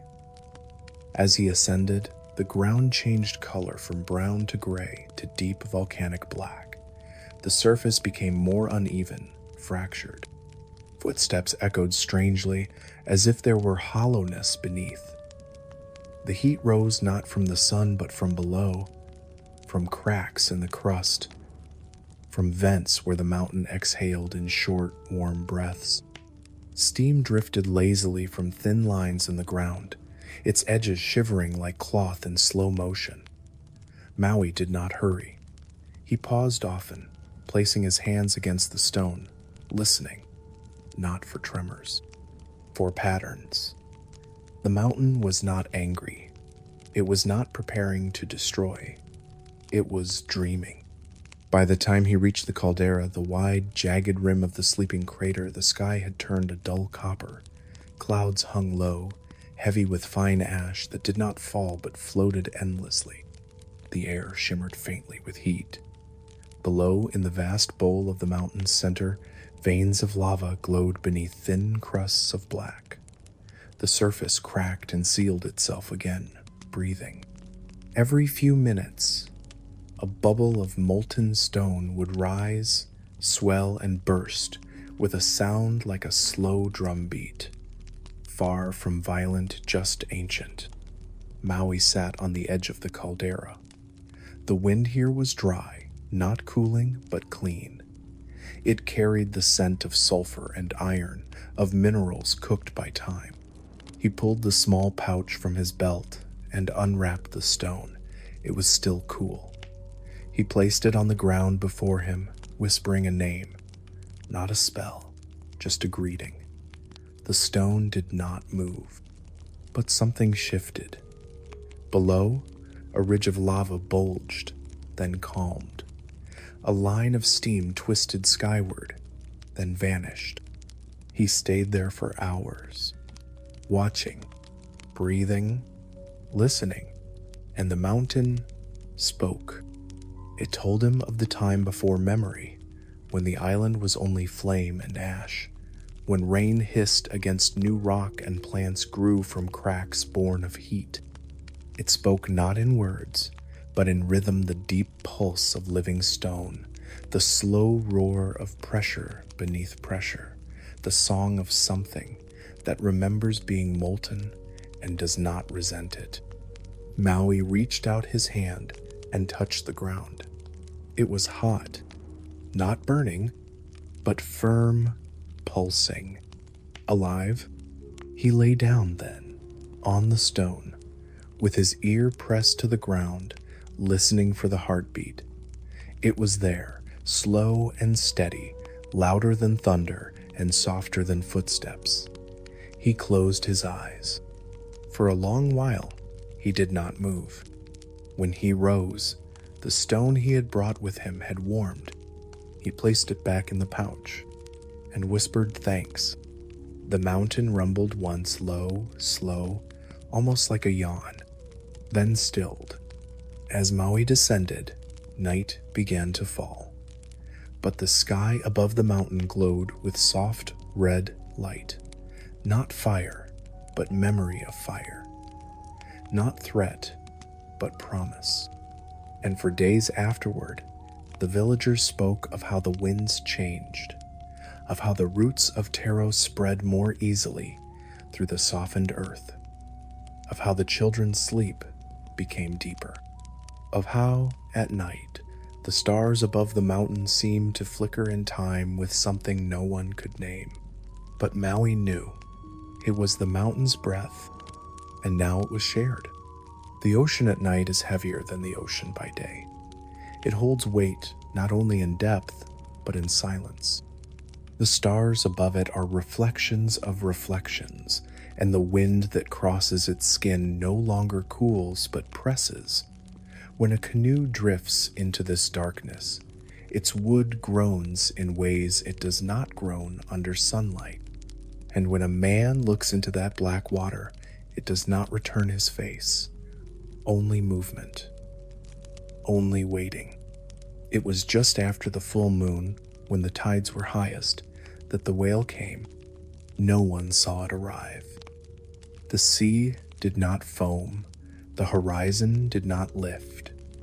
There was no warning, only a pause. The sort of stillness that comes when the forest senses lightning just before it strikes. A single canoe had drifted out that day, a friend of Māui, one of the younger fishermen, curious, eager to prove himself by chasing the deep fish farther from shore. The others warned him not to cross the third reef. He laughed and went anyway. The sea was calm. His arms were strong. He sang to the wind. The next morning, the canoe returned alone, floating, empty. The rope snapped. The paddle broken. The bait gourd still tied in place, and nothing else. When Māui saw it pulled ashore, he did not speak. He placed a hand on the hull, still wet from the open ocean. His eyes followed the lines of broken wood, the curve of salt dried on the edges. He could hear the water trapped inside the seams, and he could feel something else distant, but pulsing, like a drum struck deep under stone. It came not from land, but from the open sea, a rhythm too slow to belong to man, a heartbeat. He left that evening. The tide was already pulling west. He took no crew, no sail, only his canoe carved long ago from the tree that had never been named, and his paddle, smoothed and silent. The sky held the last red of dusk as he moved away from shore. Then darkness came, sudden and complete. He did not light a torch. He did not hum. He let the silence fall. The sea was vast, but he knew where to go, not by stars, by breath. The water changed when it was near. Not in color, there was no color, but in feel. It grew thicker, almost resisting the canoe, as though every movement had to be earned. The waves grew longer, slower, and beneath them, something moved. It was not a shadow. It was not a creature. It was the whale, larger than the village, longer than the river. Skin as dark as basalt, lined with ridges that remembered centuries. One eye surfaced pale, the size of a drum, unblinking, not cruel, not curious, simply aware. It rose without hurry, breaking the surface not with force, but with inevitability. Its mouth opened like a cave, silent, and Māui went in. The canoe slid forward, pulled by no rope, guided by no hand, then swallowed by stillness. Inside, there was no sound, only motion. The water within the whale was not water. It was more than sea thicker, warmer, laced with light that did not shine, but floated, slow and blue. Māui drifted past strands of glowing kelp, bones of forgotten fish, echoes of songs sung by sailors who had drowned long ago. He did not speak. The whale would not understand language, but it would understand presence. He moved deeper. The walls of the great being were soft, lined with flesh that pulsed faintly, like the walls of a cave with a heartbeat. Occasionally, the body shifted, sending ripples through the chamber, and the entire space leaned. Māui kept his hands steady, the paddle resting across his knees. Then, through a curtain of steaming mist, he saw the boy, curled within a hollow of bone and tendon, his body still but eyes open. He He was breathing. Not deeply, but breathing. Around him floated tiny lights, creatures no larger than fingertips, each one pulsing in quiet harmony. The boy looked up, and though his lips did not move, Maui heard him clearly. "You came." Maui reached forward. He took the boy's hand, and the whale shuddered, not in pain, in knowing. The water around them shifted. The chamber narrowed. A low hum began to rise, not from any mouth, but from the skin, from the ribs, from the deep pulse at the heart of the beast. The lights dimmed, then flared, and the whale turned. Maui held the boy close as the water thickened, as the tunnel of flesh became tighter, as pressure rose and fell around them like breath. Then, with a suddenness that felt like waking, they were pushed forward. The mouth opened. Sea, stars, wind, and then the canoe. They landed not with a crash, but with a glide the whale, lifting them gently into open air before slipping back beneath the waves without a ripple. It was gone. The boy lay still, blinking up at the sky. Maui covered him with his own cloak, salted and soaked. Neither spoke. They floated on the water until dawn. When the sun finally touched the sea, they paddled home. The villagers did not ask what had happened. They saw the boy. They saw the salt still in Maui's hair. And that night, someone placed a bowl of water at the edge of the shore and whispered thanks to the horizon. Far out in the deep, something breathed. It begins with a scent, something faint and slow-moving, like smoke from sweet wood soaked in salt water. It reaches the edge of the nose before the eyes open, before the limbs remember how to stretch, before the dream has ended, except this time. The dream does not end. It widens. It thickens. It becomes place. And when Maui steps forward, barefoot, into the soft black sand that was not there the night before, he does not question where he is. He walks as if he has always known that the night holds a city behind its shadows, a city that only appears when the stars hang low and the wind forgets its name, a city not built by hands, but by memory. The market begins where the sky folds into itself. There are no gates, only lanterns round and slow burning, hung not from poles, but from clouds that drift just low enough. Their light is not yellow nor red, but a kind of amber soaked in violet. It flickers with the rhythm of breathing, not fire. Beneath them, stalls stretch in endless rows, though no one walks with urgency. The path is made of woven mats that unroll themselves as Maui walks. They smell of dried river grass, ash, and the sweet skin of ripe fruit. The spirits do not look like ghosts. They look like people who have forgotten why they are waiting. Some have the eyes of children and the backs of elders. Some wear no faces at all, only soft glowing masks that shift with their laughter. Some carry bowls filled with wind, or tiny folded birds, or the sound of someone whispering a name they once had. They do not speak to Maui as he passes, but they see him not with startle, not with suspicion, with recognition, as if he had been here before, long ago, and left something unfinished. The air is thick with smells that don't quite belong to the waking world. Roasted sea kelp glazed with honey, charcoal dried mango, smoke from bark no longer found in the forest. A woman in a dress woven from spider silk offers him a drink in a cup that feels like river stone.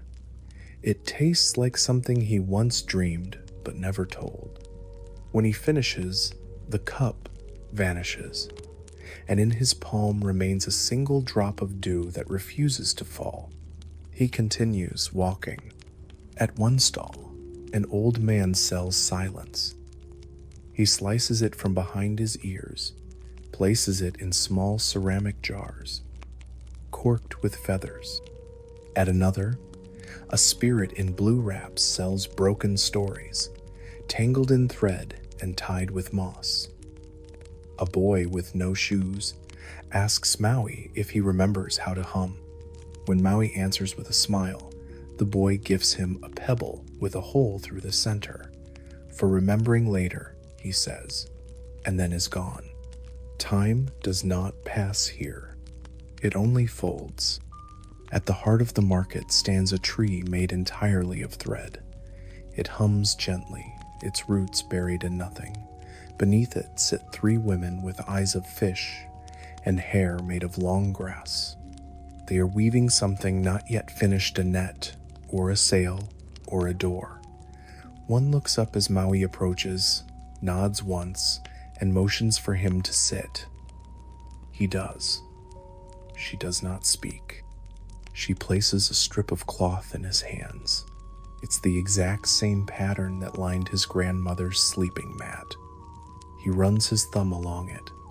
It is not imitation. It is memory, returned to form. Around them, spirits trade and walk and vanish. A man walks past holding his own shadow in a basket. A group of children with lanterns for heads chant in a language Māui does not understand but recognizes in his bones. A white dog with 3 tails passes by, sniffs Maui's knee, and continues. No one hurries. Nothing repeats. Māui stands again and walks through a narrow path lined with coral bones, strung together like wind chimes. They make no sound. On the other side of this curtain, he finds a stall filled with faces not masks, but whole, floating softly above wooden bowls of water. One of them is his. Not how he looks now, but how he might have looked had he never left the sea. He watches it. It watches back, then dissolves into bubbles, gentle and without grief. He passes a stall where laughter is sold in thin, folded leaves. Another where names are whispered into jars and corked with wax. Another where old dreams are sewn into blankets that smell of distant islands. A woman offers him a mirror. He declines. He walks until the market begins to unravel. The mats curl behind him, folding themselves back into memory. The lanterns dim. The clouds that held them drift away. The faces grow fewer. The silence deepens. And then dawn. He wakes not in his bed, not on the path, not on the shore, but in the soft center of a banana grove. The leaves above him rustle with birds beginning their morning songs. Dew clings to his arms. In his hand, still warm, is the pebble with a hole through the center. A reminder. He sits up slowly, watches the light gather through the leaves.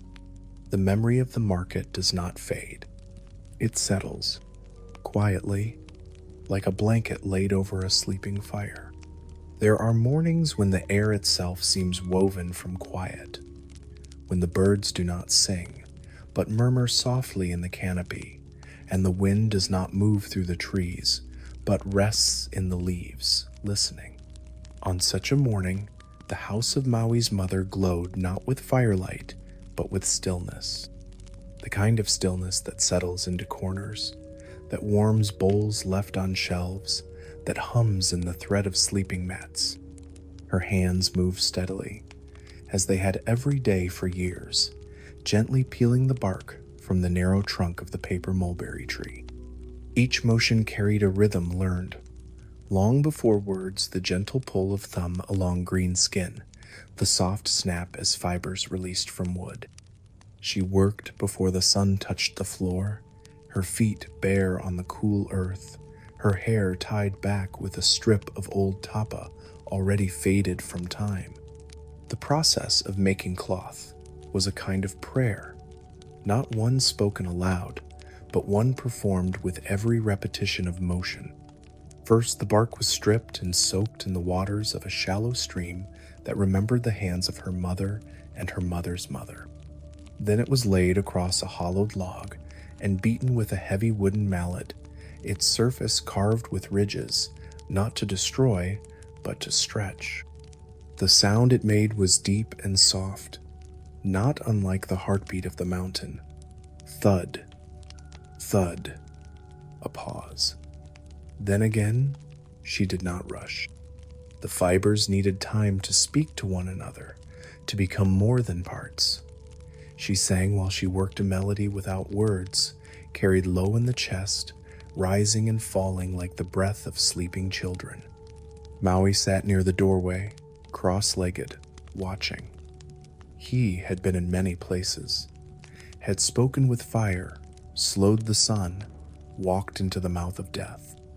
But this, the way his mother's hands moved over bark, the way the morning smelled of boiled root and tree resin, this was what stayed with him most deeply.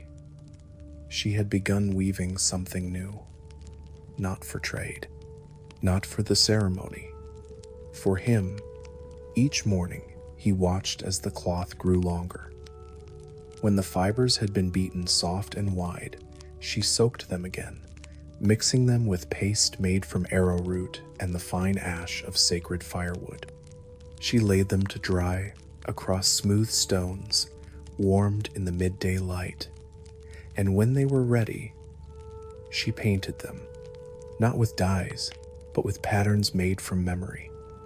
Spirals for the ocean, chevrons for mountain paths, curved lines for breath, dots for stars. Between these patterns, she pressed symbols only she understood, a mark made from the way Maui's hair curled at the temple when he was a child, a line shaped like the scar on his knee from the first reef. The cloak, when complete, would not only warm his shoulders, it would remind the world that he was never alone. By the third week, the tapa had become something more than cloth. Its edges were stitched with feathers, some bright from forest birds, others dark and plain, not for beauty, but for truth. Some feathers were from birds no longer seen near the village. Some were found caught in the beams of old houses.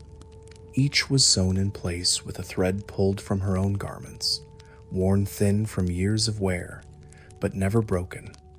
The cloak, she explained, must hold both the future and the past. It must carry warmth, but also story. It must wrap not only the skin, but the memory of touch, of voice, of breath. When the cloak was finished, she did not call Māui to her. She hung it from the central beam of her house, where the light would catch it through the thatch and the dust, and she waited. He entered without sound. His fingers touched the cloth, first with curiosity, then with recognition. He did not ask what it was. He knew. He placed it over his shoulders, and it fell with weight, not heavy, but present, like being held. Outside, the wind began to move again, softly threading through the palms. The birds called louder, as if sensing that something important had been finished. His mother stood beside him and placed her palm flat against his back, her fingers spread. She did not say go, she did not say stay. She only hummed the melody she used while soaking bark, and for a long time, Māui stood there, listening. The cloak did not rustle. It breathed. That night, when he walked through the village, the children fell silent. Elders nodded. A woman stirring broth paused her motion and smiled without showing her teeth. The cloak was not bright. It was not large, but it moved with him, and where it moved, the air shifted as if the forest itself remembered who he was. There comes a point in every journey when the path no longer lies ahead or behind, but beneath a quiet thread that carries the feet forward without thought. without direction. It is the moment when the body remembers motion, but forgets purpose. When the breath deepens, not out of effort, but out of surrender. For Maui, that point came not on a mountain, nor beneath the sea, nor within a dream, but between places. Not here, not there, but precisely in the space where here becomes there, where waking fades into dream, and dream fades into knowing. He had become a figure recognized by many, but claimed by none. The villagers called him with respect, but never expected him to stay. Children listened to his stories, but did not ask for more. Even the mountains, who had once spoken in rumble and steam, now greeted him with warmth and let him pass unchallenged. The ocean opened its arms, but no longer tried to pull him back. He belonged everywhere and nowhere. It was not loneliness. It was function. It was balance. He began to walk without a destination. Through forests where trees whispered his name not as a greeting, but as a memory. Across plains where the wind carried voices too soft to hear, but too old to silence. Through villages he did not know, where faces looked familiar, though he had never met them. In each place, people felt his presence before they saw him. Doors opened. Dogs tilted their heads but did not bark. Smoke drifted differently through the air when he passed. He did not stay. He did not rest. He was not seeking. Sometimes, he found himself in places that could not be mapped. A beach where the waves moved backward for an entire day. A grove where every leaf had turned to bone, yet the branches flowered. A hilltop where the stars appeared at midday, shimmering faintly, each pulse matched to the rhythm of his own blood. These places spoke no language, but they knew him.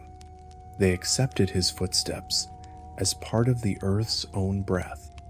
At night, he slept lightly. His dreams were not dreams, but walkings.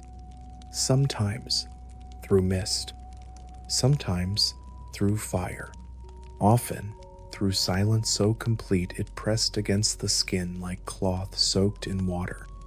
He met no gods in these places, only reflections of himself, of others, of what might have been, and through it all he carried the cloak. It darkened in some light, it brightened in others, but it never tore, never frayed. It breathed, and wherever he went, it moved before him like a soft wind, not pushing, only proceeding. He began to notice how the world blurred at its edges. People passed him and did not see, or saw and looked away, uncertain if he had been real. Birds called once, then went silent. Water stilled in his presence. He did not change, but the space around him became different. He spoke only when necessary, and when he did, his words felt not like sound, but like memories rediscovered. He was no longer Maui the strong, Maui the trickster, Maui the fire bearer. He was Maui who walked between tides, between breaths, between names, and that space, thin, shimmering like heat above stone, welcomed him. In one village, a woman dying of age touched his hand and sighed, saying, "I thought you would come in a dream, but you came in flesh." In another, a child asleep beneath a tree opened her eyes and whispered, "I remember you from the story I told myself before I had words." In yet another, a man who had not spoken in years nodded once when Maui passed, then spoke the name of his mother, long buried. None of these moments were miracles. They were reminders that some people are not meant to live in one world. They are meant to carry light between them, not to heal, not to lead, to witness, to hold, to remind the land that breath still moves across its skin, even when forgotten. And so, Maui continued, not seeking, not retreating, only walking. When he came to places of grief, he left warmth. When he came to places of celebration, he left silence. He was not balance. He was the thread that held balance together. And in his chest, the fire still flickered, not as flame, as memory, as rhythm, as promise. There are places in the ocean where even the waves do not dare to break. Not out of fear, but out of reverence. Where the water becomes so still, so vast, that it feels no longer like liquid, but like thought. These places are not marked on charts. Sailors do not name them. They pass through quickly, avoiding eye contact with the horizon, avoiding even the sound of their own oars. And yet, to Maui, these were not forbidden places. They were invitations. They were the pause between breaths. He felt it before he saw it. The sea changed. Its color did not darken, but deepened. The salt in the air thickened, as if pulled from further below. Birds disappeared. The sky opened wider. And beneath the canoe, something stirred not with motion, but with weight. It was not the movement of a current. It was the stillness of something watching. Maui stood barefoot in the canoe, the cloak draped over his shoulders, fluttering slightly even though there was no wind. He did not paddle. He did not steer. The sea was doing both, carrying him not across, but inward. He had felt this before, in dreams, in the hush of the volcano, in the heartbeat of the cave. But this was different. This was not breath. This was presence. Then the water lifted, not in wave, in form. The surface rose slowly, like the lid of the world being drawn upward, and from it, Tangaroa emerged not in violence, not in grandeur, but in sheer and undeniable being. His head rose first, vast and smooth, as if carved from coral, rimmed with barnacle and sea moss. His shoulders followed, wrapped in foam. His skin shimmered with the pattern of every tide that had ever passed across the sand. His eyes were not human, not cruel. They were wide. They were old. They were calm. He said nothing. He did not need to. Maui did not speak either. The silence between them was not emptiness. It was challenge, not the kind that demands victory, the kind that demands recognition.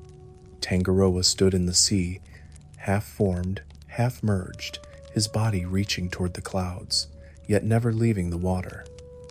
Around him, the ocean breathed in long circular motions. There were no waves, only pulse.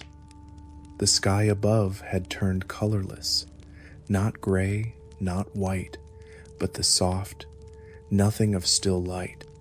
Maui stood tall. He placed the paddle down. He removed the cloak and folded it at his feet. Then he stepped into the water. It was not cold. It was not warm. It was exactly as it needed to be. He waded forward.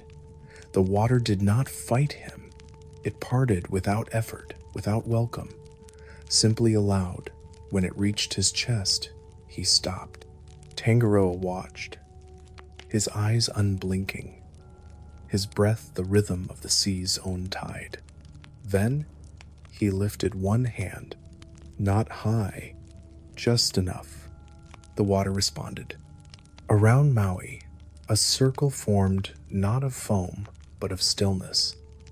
The surface calmed more. The salt thickened. Beneath his feet, he could feel the sea floor shift, as if breathing had moved into stone. It was not a battle. It was a mirror. Tangaroa was not asking Maui to fight. He was asking, "Do you see yourself? Not the man, not the trickster, not the fire stealer, the current, the shift, the one who does not belong to land or sky, only to movement." Maui breathed in. He did not try to answer with words. Instead, he submerged, not in desperation, in trust. The sea closed over him with the softness of memory. Down he drifted, not pulled, not sinking, just falling into quiet. Below, light vanished, color vanished. Then, nothing, only heartbeat, not his own. The ocean's, slow, endless, vast. He floated there, neither moving nor needing to. He let the salt wrap around him, let the deep pressure press against his skin like the embrace of something too large to hold. He thought of every drop of water he had touched, the rain that fell on his face as a child, the mist that curled in the cave of Mahuika, the sweat from the climb, the tears of the river when it dried. He thought of all of it, and then released it. He became breath. He became silence. And in that silence, Tangaroa did not retreat. He dissolved, like salt into deeper salt, like presence into sea. When Maui rose again to the surface, the water welcomed him gently. The canoe floated nearby. The cloak was dry. The sky had returned to its pale blue. No storm followed. No sign remained. Only the faint scent of salt still resting on the air, and the sense that the sea would remember, not as a victory, but as a moment of balance. The world had grown quieter since Maui began to walk between it and all that waited beyond. He no longer left footprints that sank into the earth. Birds no longer startled when he passed. His name no longer echoed in stories it moved, in the silence between them. And still, there was one thing he had not touched. Not truly, not fully. Death had spoken to him, yes. He had stepped into the caves of Hine Nui Tapo, looked into her pale eyes, and returned. But he had never challenged her, not completely. Not as he had challenged the sun, or the ocean, or fire.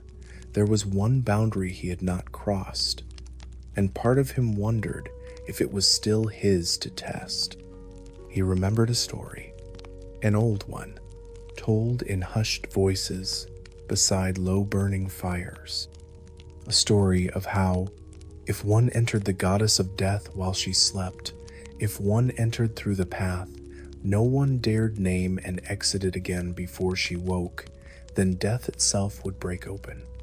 Its hold on the world would loosen. The cycle would pause. The breath of time would shiver. No one had done it. No one had tried. Until now, he did not announce his intent. He did not prepare offerings. There was no chant, no fire, no stone carried for luck. Only the cloak, only the memory, only the choice. He walked alone to the place where the trees no longer grew. The same cave, but changed. Colder now, wider. He did not feel watched. He felt anticipated. Inside, the air smelled of stone and waiting. He stepped softly, slowly, until the passage opened again into the chamber. There she was, Hai Nui Tapo, the Great One, the unmoving, the breathless breath. She lay curled as before, arms folded, skin like cooled obsidian, hair trailing across the stone like roots beneath a mountain. Her chest rose and fell with the rhythm of continents. She was sleeping, and the world slept with her. Maui stepped closer. He carried nothing, only himself, but not in the shape of a man. He became smaller, not metaphorically. His form shrank, skin softened, bones disappeared. He became a worm, not the slimy creature of rot, but the sacred one, the firstborn of the soil, the kind that moves without sound, without violence, without beginning or end. He crawled slowly toward her body, toward the path only whispered about in tales, the entrance beneath life's gate. Every movement was careful, every pause eternal. Her breath was warm, her breath was slow. He entered, not with intrusion, but with intention. And inside her, it was not dark, it was not wet, it was not grotesque, it was vast, it was memory. He passed through chambers of silence, through passages carved not in flesh, but in fate. Here were the names of every child not yet born. Here, the final dreams of old women who had stopped speaking. Here, a lullaby still humming from a mouth now dust. Maui moved slowly, reverently. He did not hurry.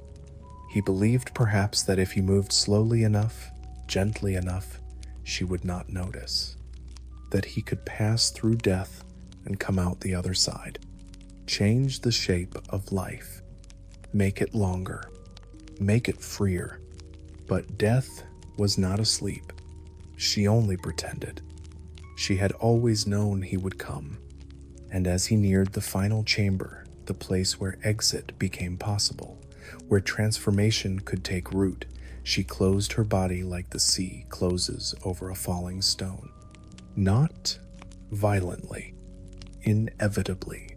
He felt it first as a stillness, then a weight, then the end of movement. Not crushed, not destroyed, simply held, stopped, known. The worm did not squirm.